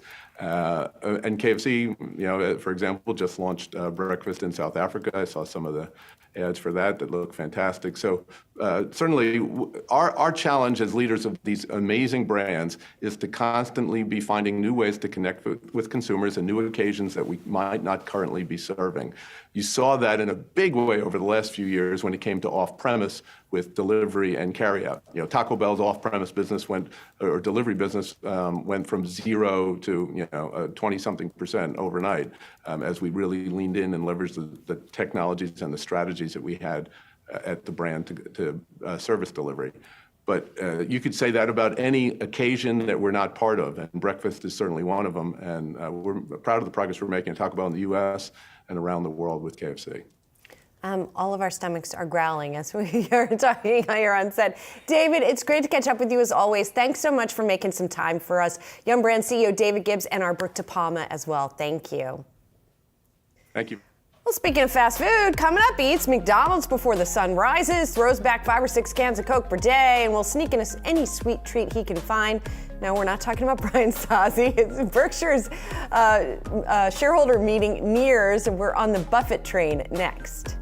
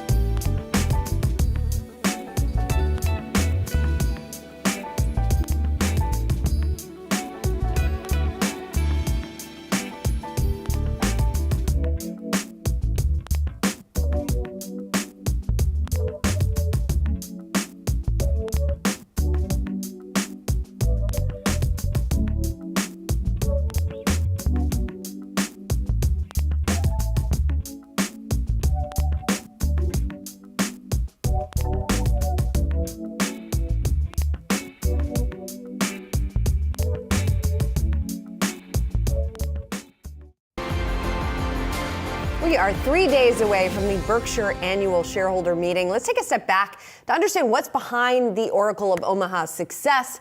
Here's Yahoo Finance's Josh Schaefer. Yeah, so Warren Buffett bought Berkshire Hathaway in 1965, and it's skyrocketed since. Berkshire's done so well, it's even outperformed the S&P 500. The compound annual gain of Berkshire shares is 19.8% since he bought the company, compared to the S&P at just 9.9%. So let's take a closer look at the stocks behind Berkshire Hathaway's wild success. Apple is by far Berkshire's largest holding, with almost 40% of its total portfolio. Buffett has cited faith in the tech giant's dominance in the market, noting the unmatched popularity of course, the iPhone. Bank of America is Berkshire's second largest holding, with 11% of the company's portfolio. Buffett's boasted about CEO Brian Moynihan's management style and his ability to clean things up after the great financial crisis. Chevron takes up almost 10% and is one of the newer additions to the Berkshire portfolio. Buffett first snagged shares of the energy company in 2020 and has been bullish on the space since, as he's been buying up large chunks of fellow energy giant Occidental Petroleum over that same time period. Then there's the Oracle's longtime favorite, Coca-Cola, with 8.51% of the Berkshire portfolio. Buffett is such a fan of the brand, he's rumored to drink 5 cans of Coke per day. And finally, there's American Express, representing roughly 7.5% of the company's portfolio. Buffett explains that he holds American Express simply because you can't create another American Express. So when it comes to banks, does Buffett have any other favorites, Josh, besides the Bank of America? So he holds Bank of America, of course, but there were some other favorite Buffett investments and ones that he's looked at in the past. You remember he helped out Salomon Brothers back in the 1990s. He injected $5 billion in Goldman Sachs during the turmoil of 2008, but he's since gotten out of those bets. He no longer holds Goldman Sachs, and we heard him talk recently about the current financial crisis or banking crisis that we've been talking about over March, but he hasn't, to our knowledge, gotten involved yet there either, guys. We'll be excited, of course, to hear what he says about banks and the health of the financial system come Saturday. Yeah, that should be really interesting. I mean, a lot of it should be interesting, but that in particular, we're going to be paying attention to. Thanks, Josh. Appreciate it. Well, coming up, don't waste a crisis. M&A hasn't exactly been on a tear this year, but with private equity stepping aside, are tech groups seizing the chance to mint some key deals? We'll get into that conversation next.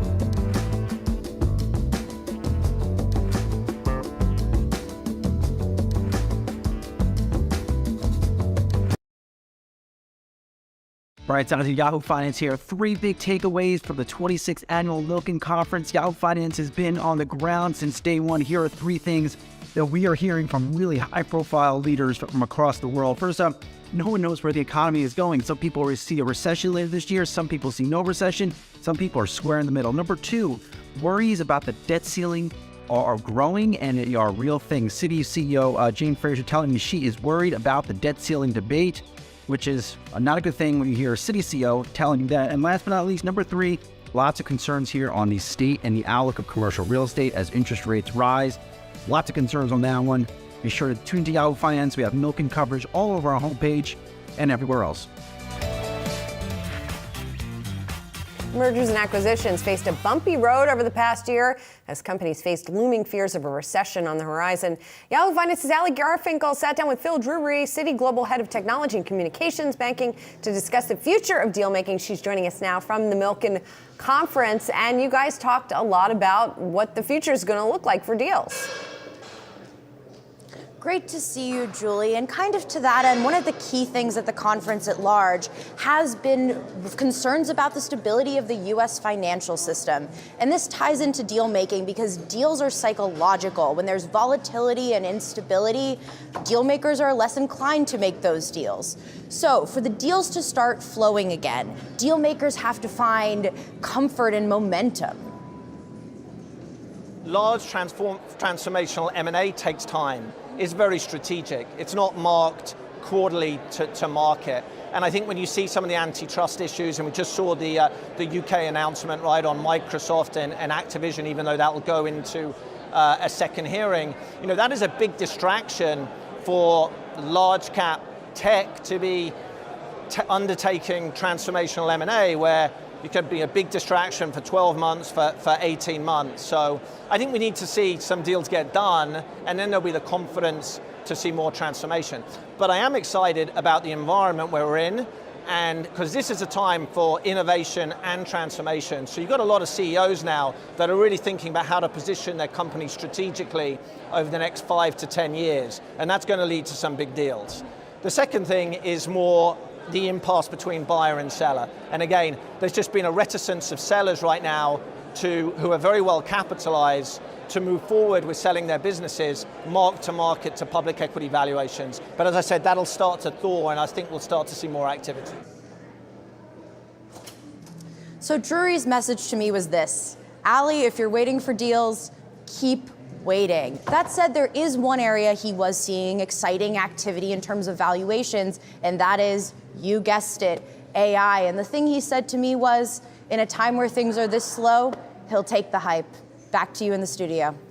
Hey, Ali, I am curious if there are any other big sectors where he is looking in particular for activity to maybe come down the pike a little bit.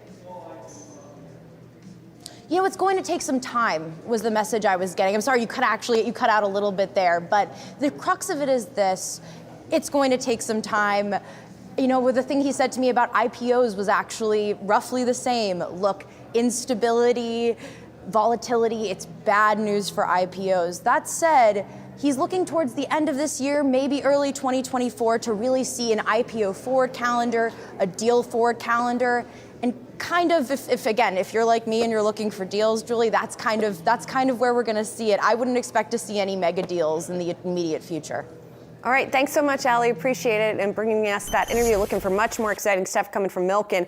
In the meantime, we got to check on what's happening in the oil market right now. We are seeing a pretty steep drop in oil futures on an intraday basis, down by 4% right now. And really, we have been seeing this slump as of late. Really, over the past couple of days is when it's been most acute, down 4% over that period of time, as it looks like investors are looking to maybe seeing some more slowing economic growth. And so that's also feeding through into what we're seeing in stock action among the energy sector. You can see XLE, the energy ETF, the worst performing of the industry groups in the S&P 500 today, being dragged down by those oil prices. And if you look more specifically at what we're seeing here, the heat map of energy is looking pretty bleak here today. ExxonMobil down 1.4%, Chevron down 1 1/3, Conoco down 2%, Shell down 1%. So we are seeing this sell-off really accelerate in many of these oil names. along with those oil prices. We're going to keep on watching this theme. Brad, the irony, of course, is we've still had quite a number of investors this year tell us that they still like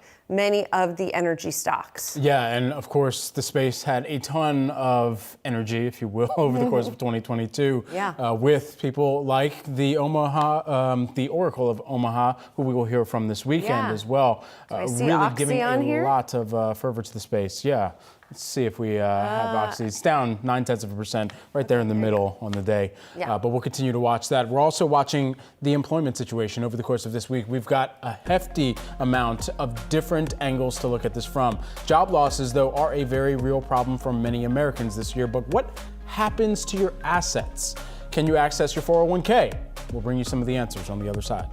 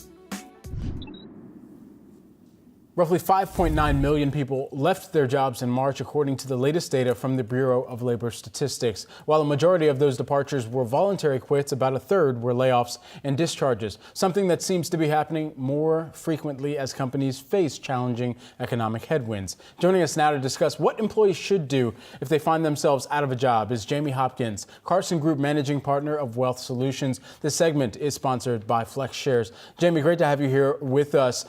What is the first step that someone should take if they receive a notice that they are part of a broader layoff that's taking place at their company? Yeah, thanks, Brad, for having me on. And this is such a big, part of life. It's scary and it's a real thing. Now, while I think overall the job market's still pretty strong right now, the very first thing people need to do is actually deal with the emotional side of it, right? It's going to hit you hard, whether you're worried about layoffs or being laid off.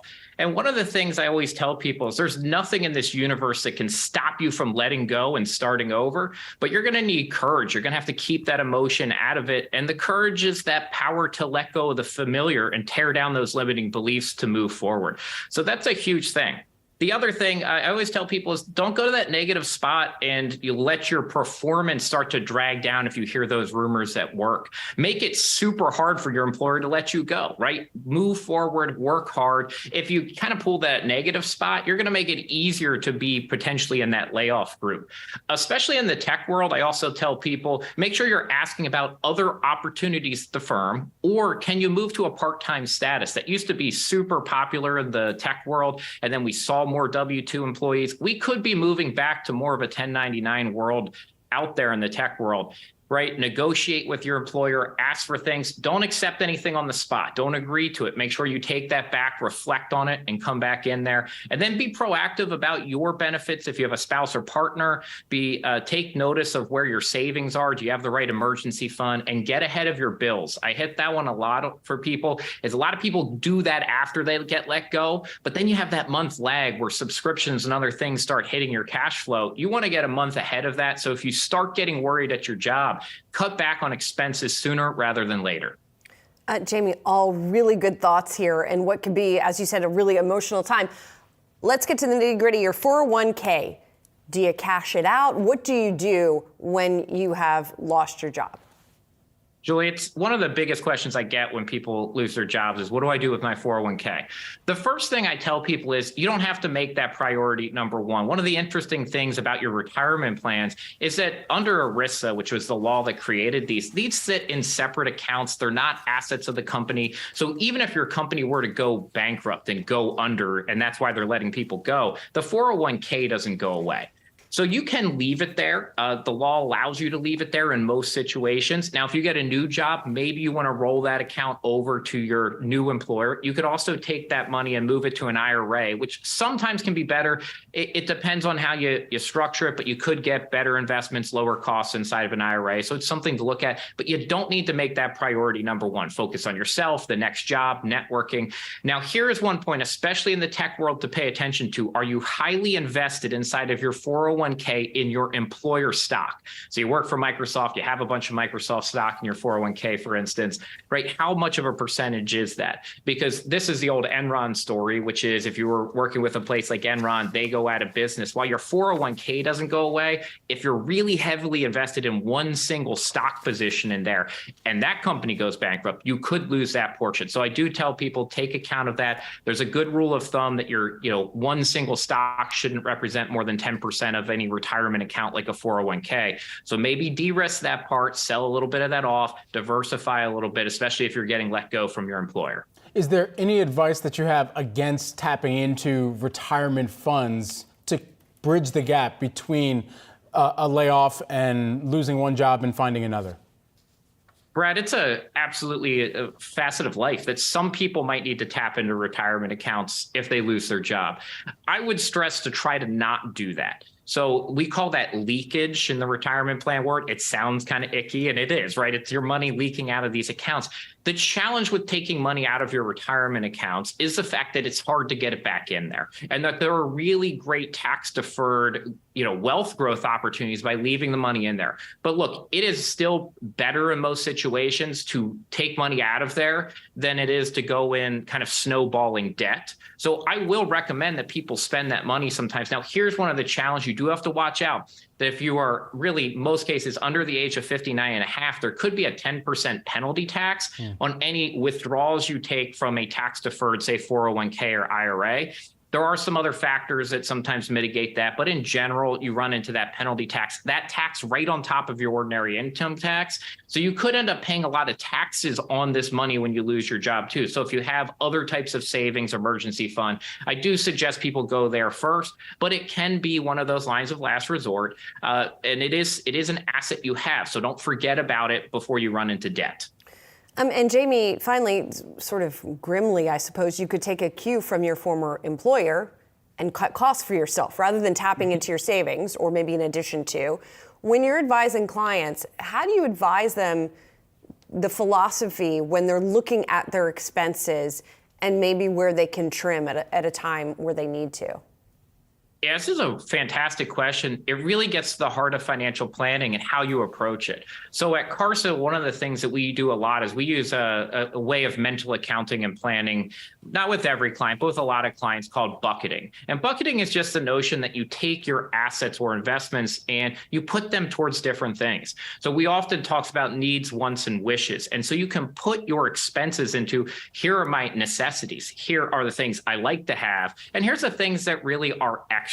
Now, extra might not be food, but it might be the type of food you're eating, right? It might be you still need entertainment, but it might be you don't need 17 subscription services. So you can kind of scale back. Even a car, you might need transportation, but you need that vehicle. Can you sell that car, buy a different type of vehicle for a time being?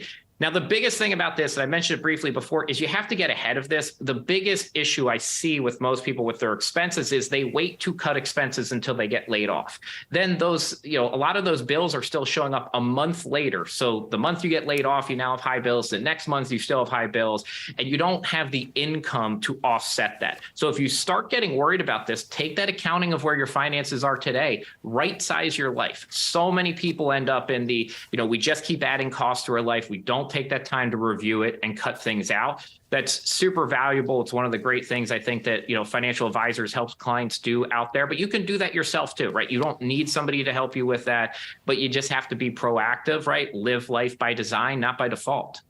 This is really great advice as we're talking, and I'm trying to think of all the subscriptions I have.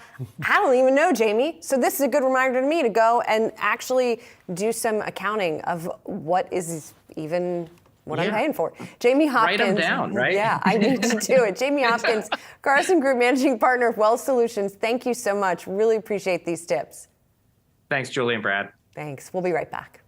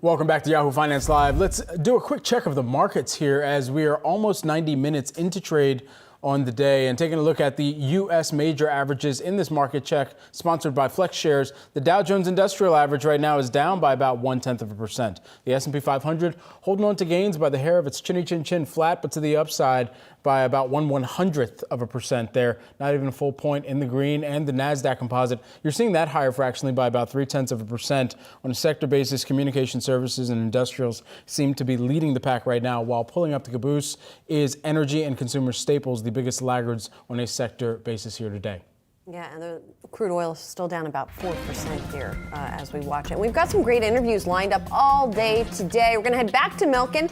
Our Allie Garfinkel sat down with the co-founder of Greycroft to discuss the fallout from SVB and how VCs are handling the aftermath. Plus, with Apple earnings on tap after the bell tomorrow, we're going to get a pulse check on what analysts have in mind. Our very own Dan Howley is going to have the details on that coming up in the next hour. And of course, stay tuned for the Fed decision today. Yahoo Finance has that coverage for you starting at 2 p.m. Eastern.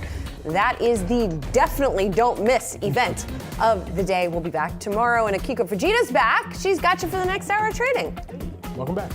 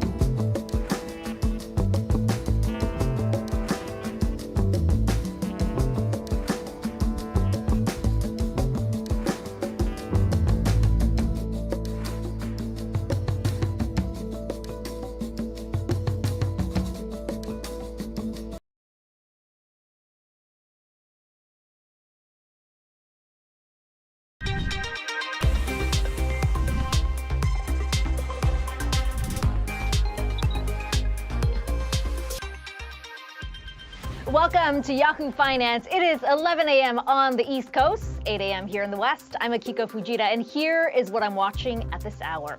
Still the powerhouse, the U.S. services sector expands in line with economists who said last month's slip was temporary, but they can't agree on what the Fed should do next. We're going to look ahead to today's rate decision in just a bit. The canary in the coal mine, the debt clock is ticking, but what's the real impact of stretching beyond that so-called X date?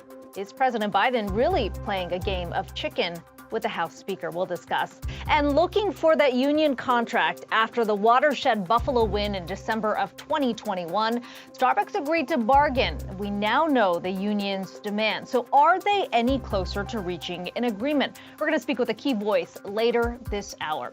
First, though, let's do a quick check of all the major indices. It really is all about the Fed right now. It feels a bit like a holding pattern right now with the Dow, the only one down here about 0.1%. We are, of course, watching the regional banks after the big sell-off we saw yesterday. A bounce back happening, although not a whole lot when you consider just how significantly they were down yesterday. You see the regional bank ETF there bouncing back. Western Alliance and PacWest Bancorp, both stocks yesterday that were halted, also seeing a bit of a bounce back. We are also watching the commodity space really closely here. Oil dropping below the $70 a barrel mark for the first time since March, and you see it down nearly 4% right now. And of course, Treasury yields always in focus here on Fed Day, and we are seeing some of that pullback right there. Turning down to our top story, of course, it is the Fed set to raise rates by a 1/4 percentage point again as it continues its fight against inflation. But with 3 U.S. bank collapses and a weakening economy as a backdrop, the potential for yet another rate hike is raising concerns. Here's what some people had to say about a coming recession. If you read, what the Fed's saying and some of the other economists out there, I mean, they're saying it could be a soft landing, a form of a recession. We do think we are probably heading into a recession at the back end of this year. There is likely to be credit tightening. There's some stresses ahead, commercial real estate and the like. The artificially low interest rates we had for a long time, you're seeing playing out in Silicon Valley Bank today and First Republic and other institutions where they borrowed short and lended long. Interest rates go up, the value of treasuries go down. Now consumers act. Well, businesses and banks aside, economists remain divided on what the Fed's next course of action should be. With more, let's bring in Yahoo Finance's Jennifer Schomburger. And Jen, the focus here really is that expected rate hike, but really, will there be a potential pause on the other end of it? Hey there, Kiko. Welcome back. That's right. The Federal Reserve expected to raise rates by a 1/4 percentage point as it fights inflation, but not everybody thinks the central bank should. The failure of regional U.S. banks, including most recently the fall of First Republic Bank, the second largest collapse in U.S. history, is raising questions among economists about whether a rate hike is warranted now. Paul Krugman says the Fed should pause since its argument for hikes is not being borne out by the data.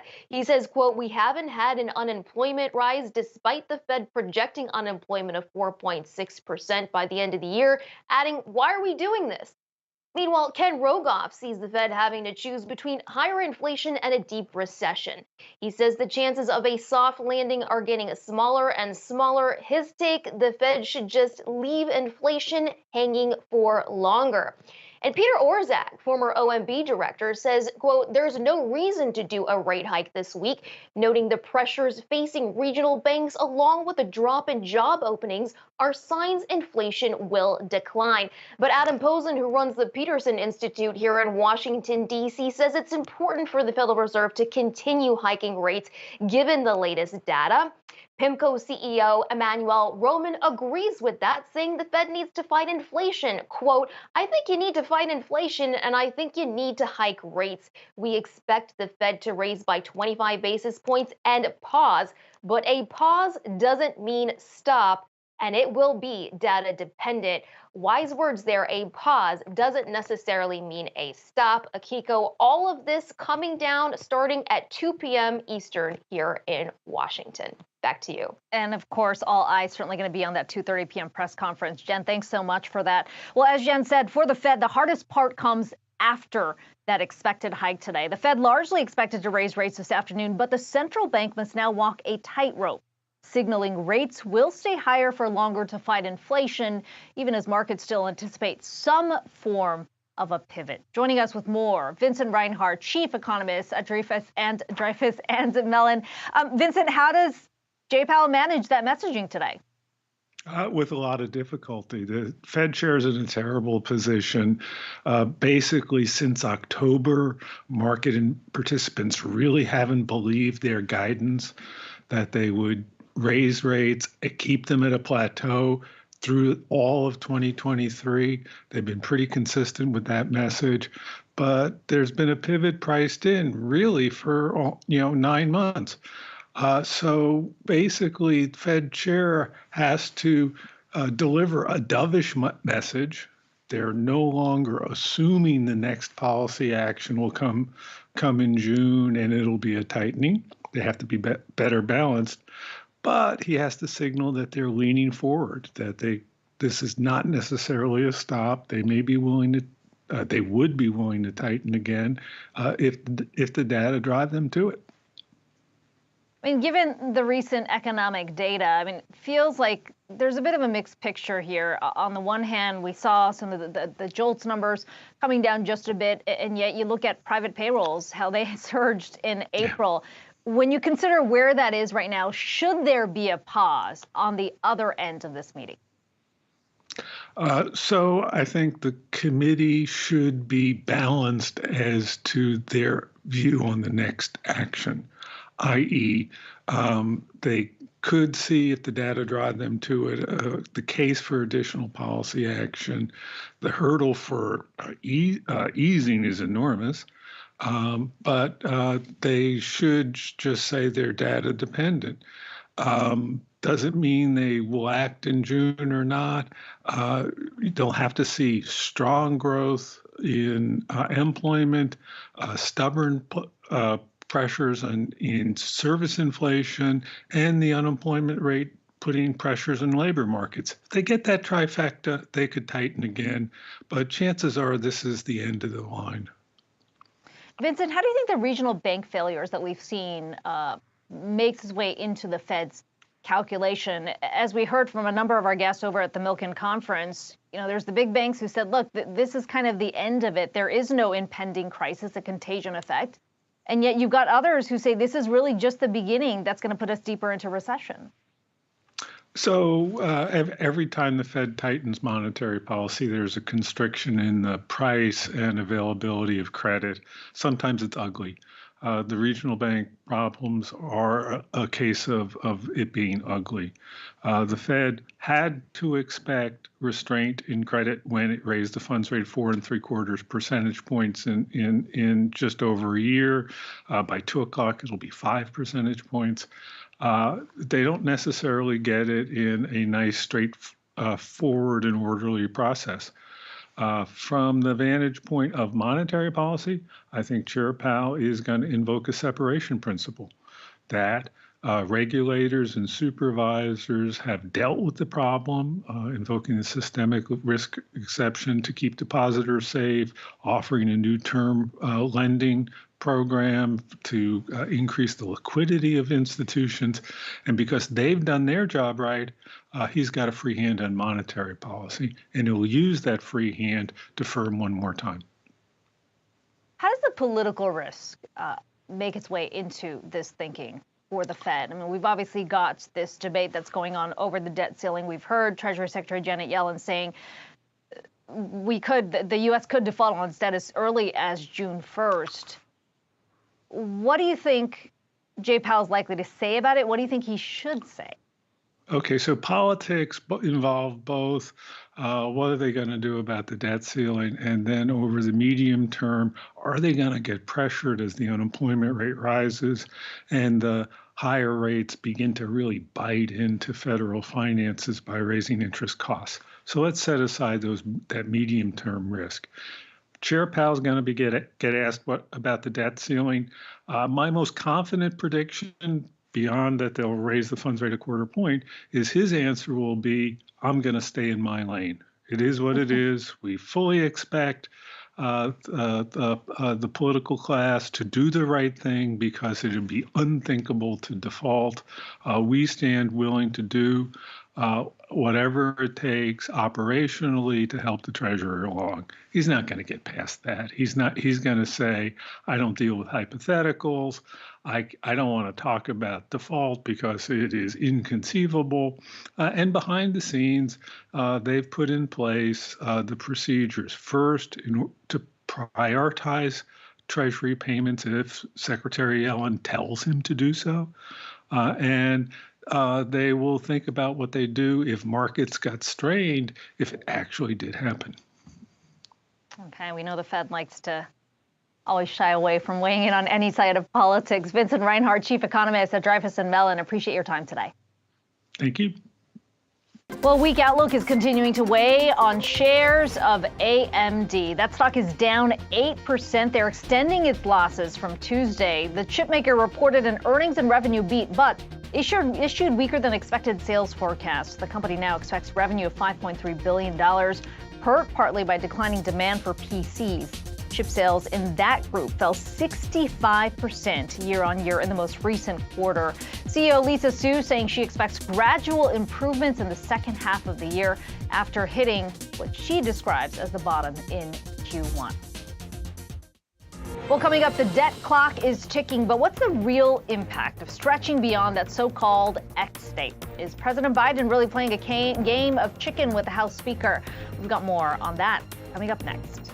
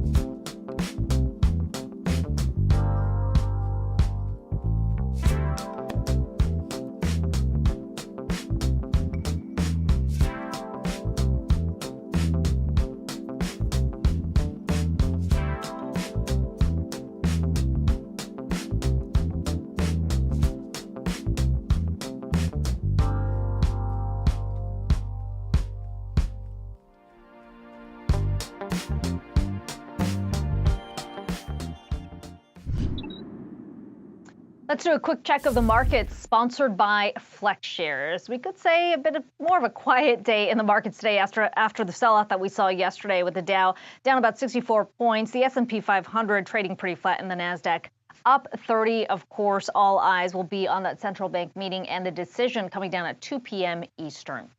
Well, after hitting the debt limit in January, the U.S. Treasury has been using so-called extraordinary measures to pay the bills. But the temporary fix is reaching its end.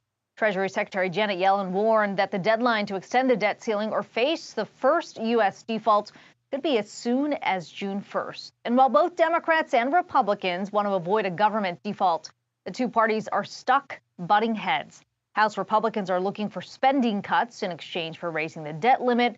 President Biden has called that a non-starter. If both sides of the aisle cannot find a solution, the government could default on its obligations in less than a month.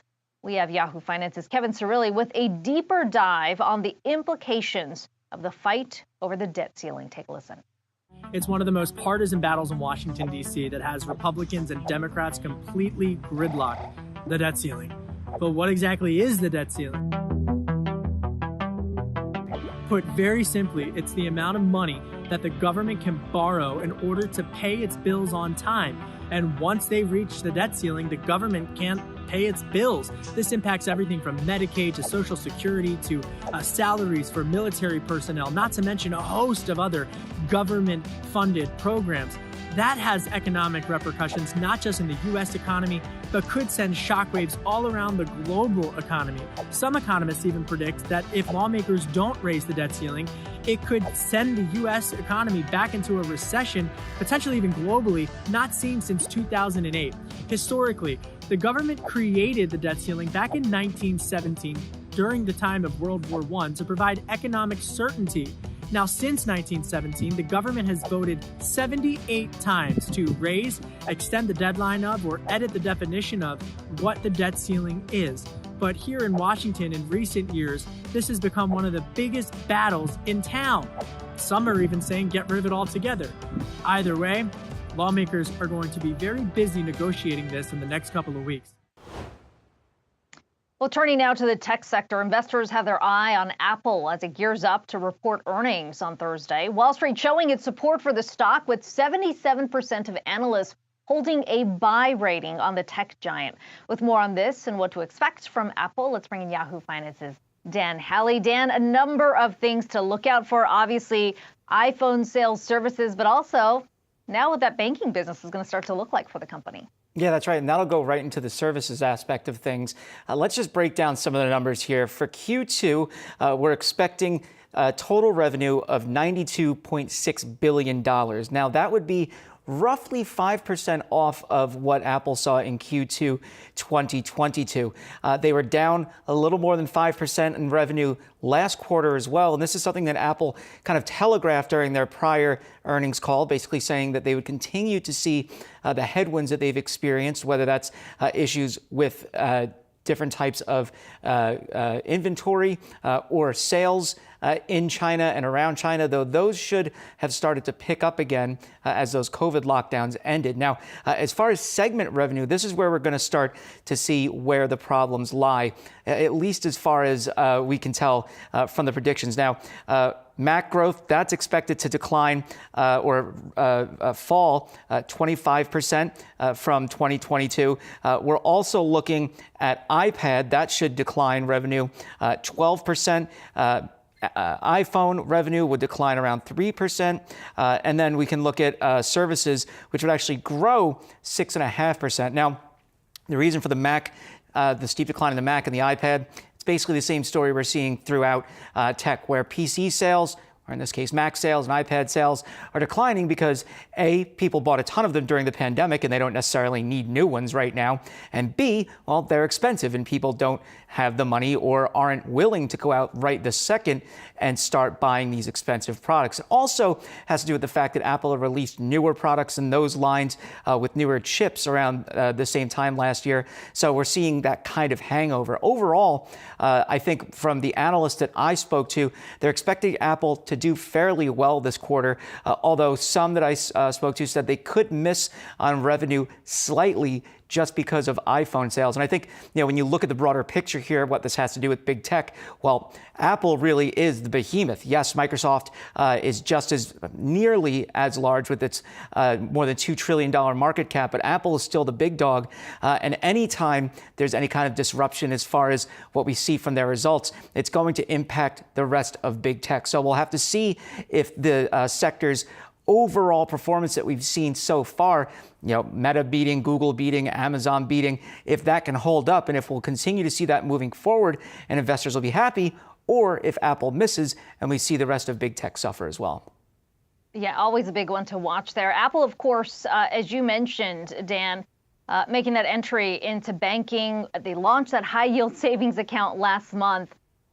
What do we know about the take up so far? What have we heard about the deposits? Yeah, early on, there were nearly $1 billion in deposits. And just anecdotally, some analysts that I spoke to said that they were just moving some of their money over there on their own. Now, you get a higher rate when you use Apple Daily Money or Apple Daily Cash.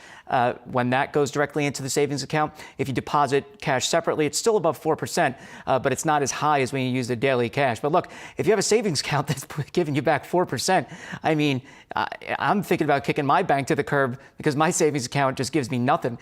So this is really, I think, something that people are going to continue to look at as an opportunity for Apple to grow in this finance sector. And someone I spoke to had also said, look, it's going from savings to checking at some point, and then Apple may just be your total bank. Dan, that makes the two of us when we're talking about where the yields are right now, right? I mean, 4%, that's hard to find. And I imagine a lot of people transferring their money over, but something scares me about putting everything on your phone. I don't think I'm the only one thinking that. Dan Hellie there is going to be on top of all of the numbers coming out of Apple. Thanks so much for that. Well, coming up, looking for that union contract after the watershed Buffalo win in December 2021. Starbucks agreed to bargain. We now know what the union's demands are, but are they any closer to reaching an agreement? We're going to speak with a key voice on that debate on the other side.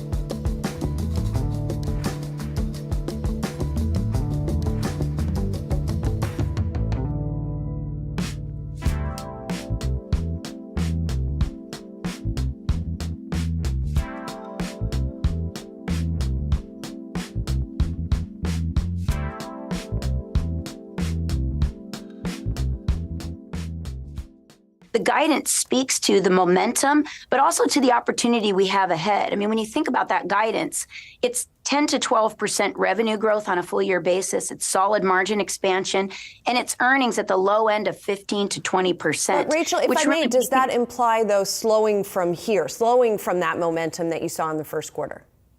No, it actually takes momentum to be able to achieve those results. It's maybe not at the same pace in some of our areas, but we continue that momentum. Well, Starbucks seeing strength in its stores. The coffee chain reporting an earnings beat on its same-store sales, both in the U.S. and especially in China. Its workers, though, are calling for unionization as economic gloom continues. Here with their view, we got Michelle Eisen, Starbucks barista and member of Starbucks Workers United. Of course, Michelle, you've been at the negotiating table here, but I want to point to a statement that we got from Starbucks this morning to Yahoo Finance on the contract proposals. Starbucks says Starbucks and Workers United have reviewed preliminary economic and non-economic proposals, including what Workers United has called their contract pillars at many of the recent in-person bargaining sessions held for single stores. Now, at the union's insistence, Starbucks has only listened to these proposals at these bargaining sessions. We anticipate future sessions to include a robust discussion about proposed pillars and other mandatory bargaining subjects. So, Michelle, now that we've got that statement out of the way, how close are you to reaching an agreement with the company? I mean, unfortunately, I think that's a slight mischaracterization of what has actually taken place. There have been a handful of in-person bargaining sessions that have taken place in the last few weeks, but those have included the company showing up and not having an excuse to walk out of the room, which is what we've seen them do in previous sessions. They did have to sit there and listen to workers tell their stories and discuss these proposals, but they showed up to these sessions not only without any sort of response to the proposals that they've actually had in their hands for several months. They've had our non-economic proposal package since last October, I believe. They came with no counter proposals, and we have yet to TA or agree to a single sentence in any proposals. So, we're not actually any closer to any agreement that we were. And I think that Starbucks, coming in here and saying, oh, these negotiations are happening and they're going well is incorrect. In fact, in the last couple of sessions, the representative that was on the side of the company actually stated to the workers, I haven't actually been authorized to make any concessions or to have any negotiations, or to make any sort of agreements. So that's not actually bargaining in any good faith if you're sending someone in who doesn't have the authority to do any bargaining. So the hope is there is some kind of bargaining here down the line. If you're saying that hasn't even happened yet, we were just showing some of the demands that you have put up there, including $20 an hour starting wage nationwide. When you look at everything that you have laid out here, what is the key sticking point? What are you willing to negotiate on? I mean, those things that you're seeing right now are very high. I think in terms of high on our list in terms of priority. And that's because what we're seeing, especially in spite of some of the little bit of an interview I just saw with our CFO, the company is reporting record profits yet again, profit increases. A lot of times to get those profits, it's because things have been taken away in other levels. And in the case of the employees, we're seeing reduction in our hours. We're seeing labor being cut. And that, of course, does increase the bottom line. If you're reducing the number of labor hours, then the company is more profitable when it comes to what they're coming in. So what we need is assurances. And the only way to guarantee that the company isn't going to come in and slash our hours in order to, make themselves appear more profitable is to have that in a signed contract that says, no, you can't come in and do that and treat your workers that way. You point to the numbers that we got out from Starbucks yesterday in terms of the most recent quarter. Certainly things are looking to turn around for the company. Does that strengthen your hand in these negotiations? I mean, it is a company who is out there saying, look, we're an incredibly successful, profitable company, and we've just reported these earnings for our last quarter, yet our workers can't afford to pay their rent and buy groceries. So how can you claim to be a better company, claim to be a profitable company, and not be taking care of your workers who are the ones responsible for bringing in those profits? It's these hourly workers on the floors of these cafes. It's their labor that brings in the majority of these profits. So I think it strengthens our case in that workers are recognizing that the only safety here with a company like Starbucks is to organize, is to band together and to have our voices heard. We like that Starbucks is successful. We want to help make it more successful, and what better way to do that than to listen to the workers who run these cafes every single day on the ground floor.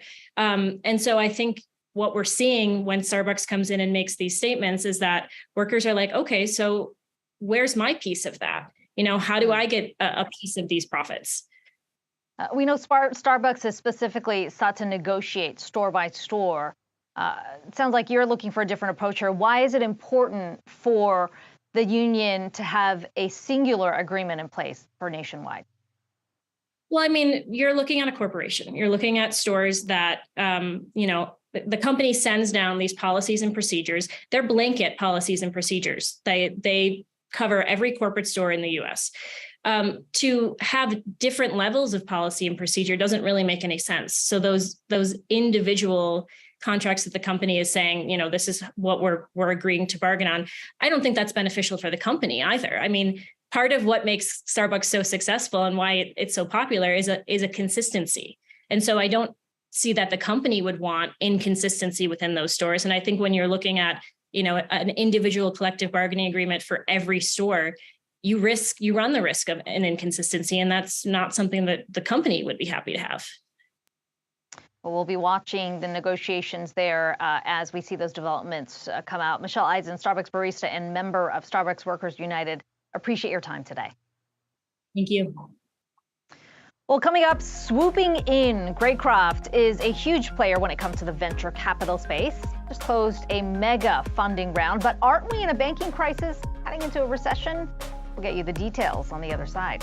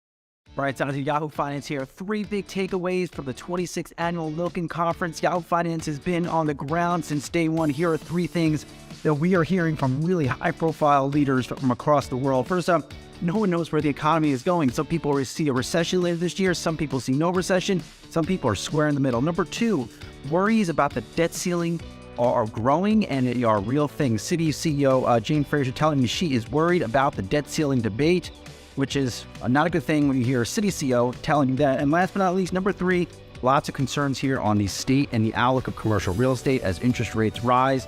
Lots of concerns on that one. Be sure to tune to Yahoo Finance. We have Milken coverage all over our homepage and everywhere else. Well, the collapse of Silicon Valley Bank in March triggered turmoil in the banking sector. Leading venture capital firms like Greycroft, with several clients who banked with SVB, well, they had to pick up the pieces. Yahoo Finance's Ali Garfinkel sat down with Greycroft co-founder Dana Settle at this year's Milken conference to discuss the timeline of events and how her company has been dealing with the aftermath. We really saw it all unfolding kind of in real time. And we had, a huge number of companies that banked with SVB. So, what we were trying to do was really just triage. And so all of our partners, each person, sort of took their portfolio companies, went into action and figured out what needed to be done. And so that was really how we spent that, sort of 72 hours. And how did you manage it, that kind of triage? Because I imagine different portfolio companies had different needs. Yes. So, companies that actually we knew were under the insured limit were fine. We sort of put those into one bucket. And then anybody who was over in that bucket, and then also that could make payroll with that the next week, were fine. Anybody who was over that and or payroll was over that, those are the ones that we really took action with and helped them sort of sort through that, find ways to open accounts at different banks and look for solutions wherever needed. So, out of curiosity, do you remember the first call you made? Do I remember the first call that I made? Actually, it was to my co-founder partner. And really? So he and I, because it was sort of okay. We needed to disseminate information from our firm out to our founders, and so it was okay. What are we going to get out, and how are we going to do it? And what was kind of that first message? The first message was, tell us where you stand, right? do you have sufficient capital to make payroll? Are you under the FDIC limits? Are your accounts in sweep accounts? I mean, pretty granular. Yeah, pretty granular stuff, and a request for information rather than just a message out saying we're here for you. Right. Oh yeah, no, definitely. I think in those times you have to be very proactive and engage in real time, not sort of a broadcast message. You really, I mean, people needed to hear from us one-on-one. And so that was the triage part of it. And then how did it all shake out? As bring us to the Monday, right? You lived an entire life before that, but as Monday shook out, how were you feeling? What were you seeing? So as Monday, I mean, we were obviously a big sigh of relief when the government stepped in. And but I think, you know, the triage continued, right? Because I think it was a real wake-up call to make sure that companies were stable and had redundancy built in. And so, you know, that really, you know, we spent, I mean, it was a good wake-up call. And that was how we spent a lot of time over the, you know, the following 30 days. Now I want to transition because you also, in the middle of all of this, raised $1 billion almost between 2 rounds. How did you do it? Well, it wasn't just that, you know, that 2 weeks. It wasn't in that 2-week period. It was before that, luckily. Yes. But no, we were closing on a brand new set of funds, and thrilled to have closed when we did. It's just, you know, timing really has worked out terrifically, and having you know, a significant pool of capital in the market today is incredible because the market has contracted so much, and both equity capital and also debt. Well, and tell me a little bit more about, you know, where, you know, as you're raising this fund, there's a lot of data that shows, for instance, that LPs, for example, aren't investing as much. The exits are down, right? The pipeline is kind of clogged up almost. It's sort of come to a standstill. How is raising this fund different than raising others? So we're very fortunate that we have a terrific set of LPs that have supported us for, you know, really, you know, all of our funds. And so we have great support from our existing investors, and we developed, and we, you know, we're always developing new relationships with LPs. And so, you know, look, we have a great track record over a long period of time. And so we did bring in a number of new investors as well. And, you know, again, it's just nurturing and spending time with folks and being very transparent and developing those relationships. So it's not a sales call, just are you interested in investing? It really is, you know, relationships that we've developed over a long period of time. And would you say the state of the private markets is better or worse than you expected heading into this year? Oh, it's certainly worse. I mean, I love the candor. You're just like, yeah, no, it's worse. Yeah, it's worse. Yeah. I mean, look, we raised our first institutional fund in 2009. So I'm kind of comfortable with discomfort. And this time, you know, is certainly, I think, even more dramatic than 2009 in some ways, specifically related to LPs in the venture community. And we're already running out of time, but I wanted to ask you about AI before we go. How are you thinking about investing in AI, and are there any areas AI won't touch? Yes, excellent question. So we are big believers in AI. I mean, I think it's an inevitability. And so we're looking at both companies that are sort of native AI companies as well as companies that have embraced AI and are really rolling it out as a core part of their product. And so, you know, look, we think it's an inevitability. It is a core focus of our core funds. In addition, there are areas that won't be touched by AI, at least not in their core, and that's consumer products. And, you know, so long as humans continue to consume things, which we will, there will be demand for consumer products. And so we really believe there's opportunity there as well. And those companies, their processes around marketing and distribution and production will be improved with AI, but the products will still be sold. That was Greg Croft, co-founder Dana Settle at this year's Milken Conference, speaking to our Ali Garfinkel. Well, coming up, training your AI. It is certainly the buzzword of the moment, but concerns about accuracy, data security, and a lack of regulation aren't going to be going away. So should you buy it, build it, or avoid it? More on that next.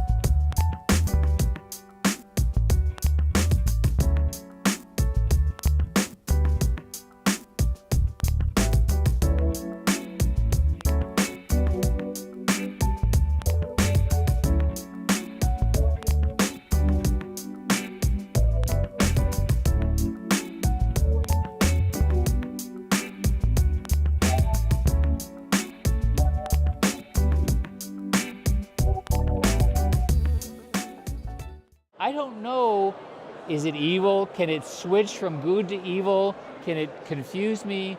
Could it decide to not tell me what it's doing because it learned to be deceptive?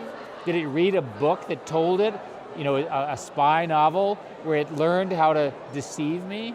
I don't have any context for that. So we're going to have to develop a theory of mind for these new systems, and it's going to be different. They're not human, they're not conscious, they're not copies of human brains. That was Google's former CEO Eric Schmidt saying AI isn't conscious, but that doesn't mean businesses are comfortable handing over proprietary information to OpenAI's ChatGPT or other tools. And there are still regulatory hurdles around generative AI, including intellectual property and ethical use in the workplace.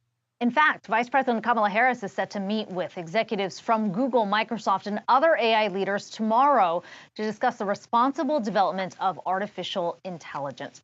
For more on AI's potential risks and ethical use case, let's get to Mosaic ML co-founder and CEO Naveen Rao. Naveen, it's good to talk to you today. I want to start right there because if you think about AI as a whole, discussions about regulation have been ongoing for several years. Given the rapid developments that we have seen over the last several months, what do you think that regulation should look like? Well, I think it's very early. The capabilities of these models are still being understood. Yes, they can make things up, they can hallucinate, all of this stuff, and we're still getting our heads around that. Now, to regulate is going to be a difficult problem today. But what we can do is solve this through technology to some degree.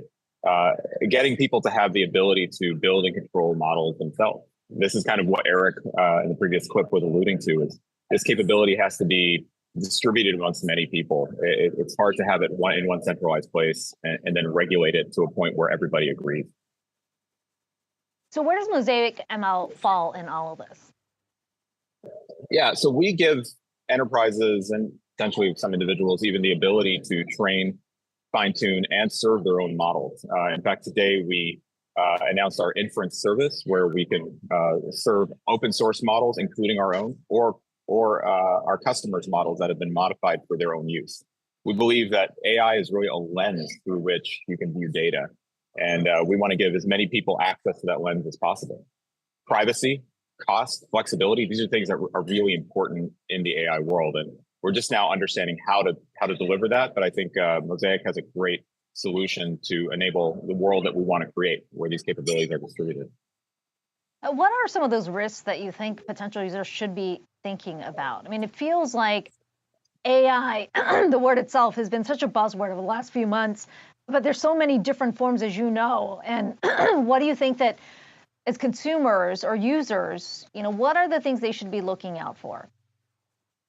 Yeah, I think one of the things with these centralized services is that when you put data into a centralized service, that data is leaving your premises, it's leaving your control. If someone trains a model on that data with a generative model, that data is now part of the model and can literally be prompted and revealed to anyone who uses that model. And I think this is a big problem that people don't seem to really get just yet, is that wherever your model goes, your data has gone, if that model has been trained with your data. Prompting, that has been very popular lately, is actually, whatever goes into the prompt goes to the central provider. That provider can choose to not use that data, but you're really relying on the assurances from them. There's not a good technology barrier to using that data for any other purpose. We've seen the disruption on so many levels. Obviously, with ChatGPT, there's concerns about copyrights. There's concern about cheating in some level. We've heard from Arvind Krishnan over at IBM saying that he thinks AI will replace many of the jobs he has currently. And then, of course, even in the writer's strike right now, there are concerns about AI being source material for future content. When you think about all of that, where do you think this technology is going, and what are the key concerns? Well, I think where it's going in a positive light is that it enables us to have tools to combine the creativity of humans over the last few hundred years, right? What things have been written down, we can combine in new ways and come up with new solutions. Come up with new stories that are combinations. Really, this is what creative humans do as well. So that's not so foreign. However, we do need to figure out the correct bounds of ownership of that data and IP. And really, this is the crux of the problem right now, is that some models have been released. They have, I would say, maybe not respected those bounds precisely and used data that wasn't explicitly permissioned. This is rightly so a problem, right? Because these models are now putting out combinations of inputs that were not really permissioned for use. Arguably, a human can do similar things, and we have laws to sort these things out. But those laws are not really directly applicable to the new world of AI. And I think that's our biggest issue right now, is we have to figure out how to legislate around that, how to control ownership of different data, and how it's used. And we need tools to enforce those things. And that's what Mosaic ML brings. So, Naveen, that brings us back to the earlier question I asked about where regulation should go right now. I want you to listen to what one guest who's seen as an expert on generative AI, what she had to say, and I'll ask you on the other end. Fundamentally, the question is going to be, how do we regulate these systems and the companies that are building or have access to these generative models in a way that does not stifle innovation? Because I think by going the way perhaps that seems to be a little bit the trend in Europe, where just saying we're going to ban this, I think you would be making a massive error, because tremendous abundance is going to be engendered by these AI systems and models. Naveen, you've just given us a number of examples here about how AI can be used for good. So going back to what Nina Schick said there, right there, I mean, how do you regulate this space in a safe way without stifling innovation? Yeah, I mean, I think I've heard of, there's the 6-month ban, there's other things. The cat is out of the bag. You can't get people to stop thinking about how to build better systems here. I think providing technology solutions and tools to enable them to respect bounds of privacy. I think generally people would prefer to do that if they can. People want to move fast and get out in the market. I understand that. But at the same time, calling for bans of things is not the answer. The cat is out of the bag and people are going to build. It's really about, can we come up with frameworks for ethical use of data? Can we come up with ways of permissioning data to be used for training? Can we explicitly say, these models are only used for these particular use cases and not for particular other ones? So it really kind of becomes almost like a evaluation framework, like we do with humans, right? If you're a doctor, you have a license, a medical license, you are allowed to be a physician. If you don't have the medical license, you're not allowed to. We need to do similar kinds of things for different sorts of AIs. There has to be an evaluation framework to actually say what the bounds of correctness are, what the bounds of data that has gone into them is, and how they should be used responsibly. Finally, Naveen, I want you to, talk specifically about this launch you have today. You've described this offering as one that is, number one, more cost efficient. It brings the cost down, but also sort of a safer way to go about this. Talk to me about that and how it stacks up against what else is out there. Yeah, so as I said at the beginning, the ability to build your own models and do it in a way that is a technology boundary to where your data can go is very, very important to us. We've, from the start, built tools that enable folks to train their own models within their cloud tenancy. Their data never leaves. It stays within their tenancy. We actually never see it.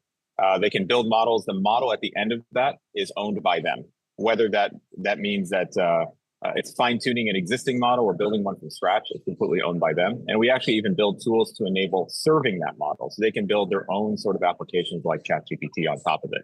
And I think this is more how we want to see. These are tools that enable us to respect those bounds of data ownership. We give data owners the capability to build models and control them and modify the behavior. And today we're announcing our inference service. Right. You're certainly right at the center of what is considered one of the hottest spaces right now. Naveen Rowe, Mosaic ML founder and CEO. Appreciate your time today. Absolutely. Well, coming up, the beauty and cosmetics industry may not be as foolproof as we thought. Estee Lauder shares are plummeting this morning. We're going to break down why on the other side.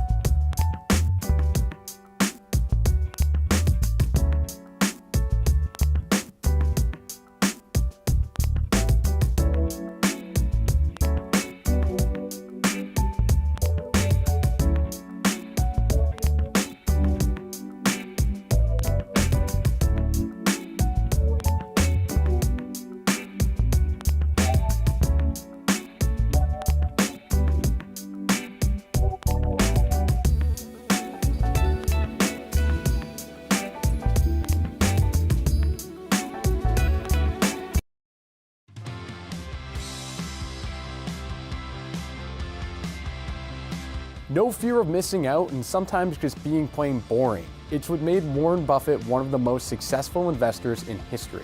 In fact, anyone can invest like Warren Buffett. His strategy is centered around the principle of value investing. Finding companies that are undervalued, focusing on long-term earnings, not short-term growth. In other words, buy businesses, not stocks.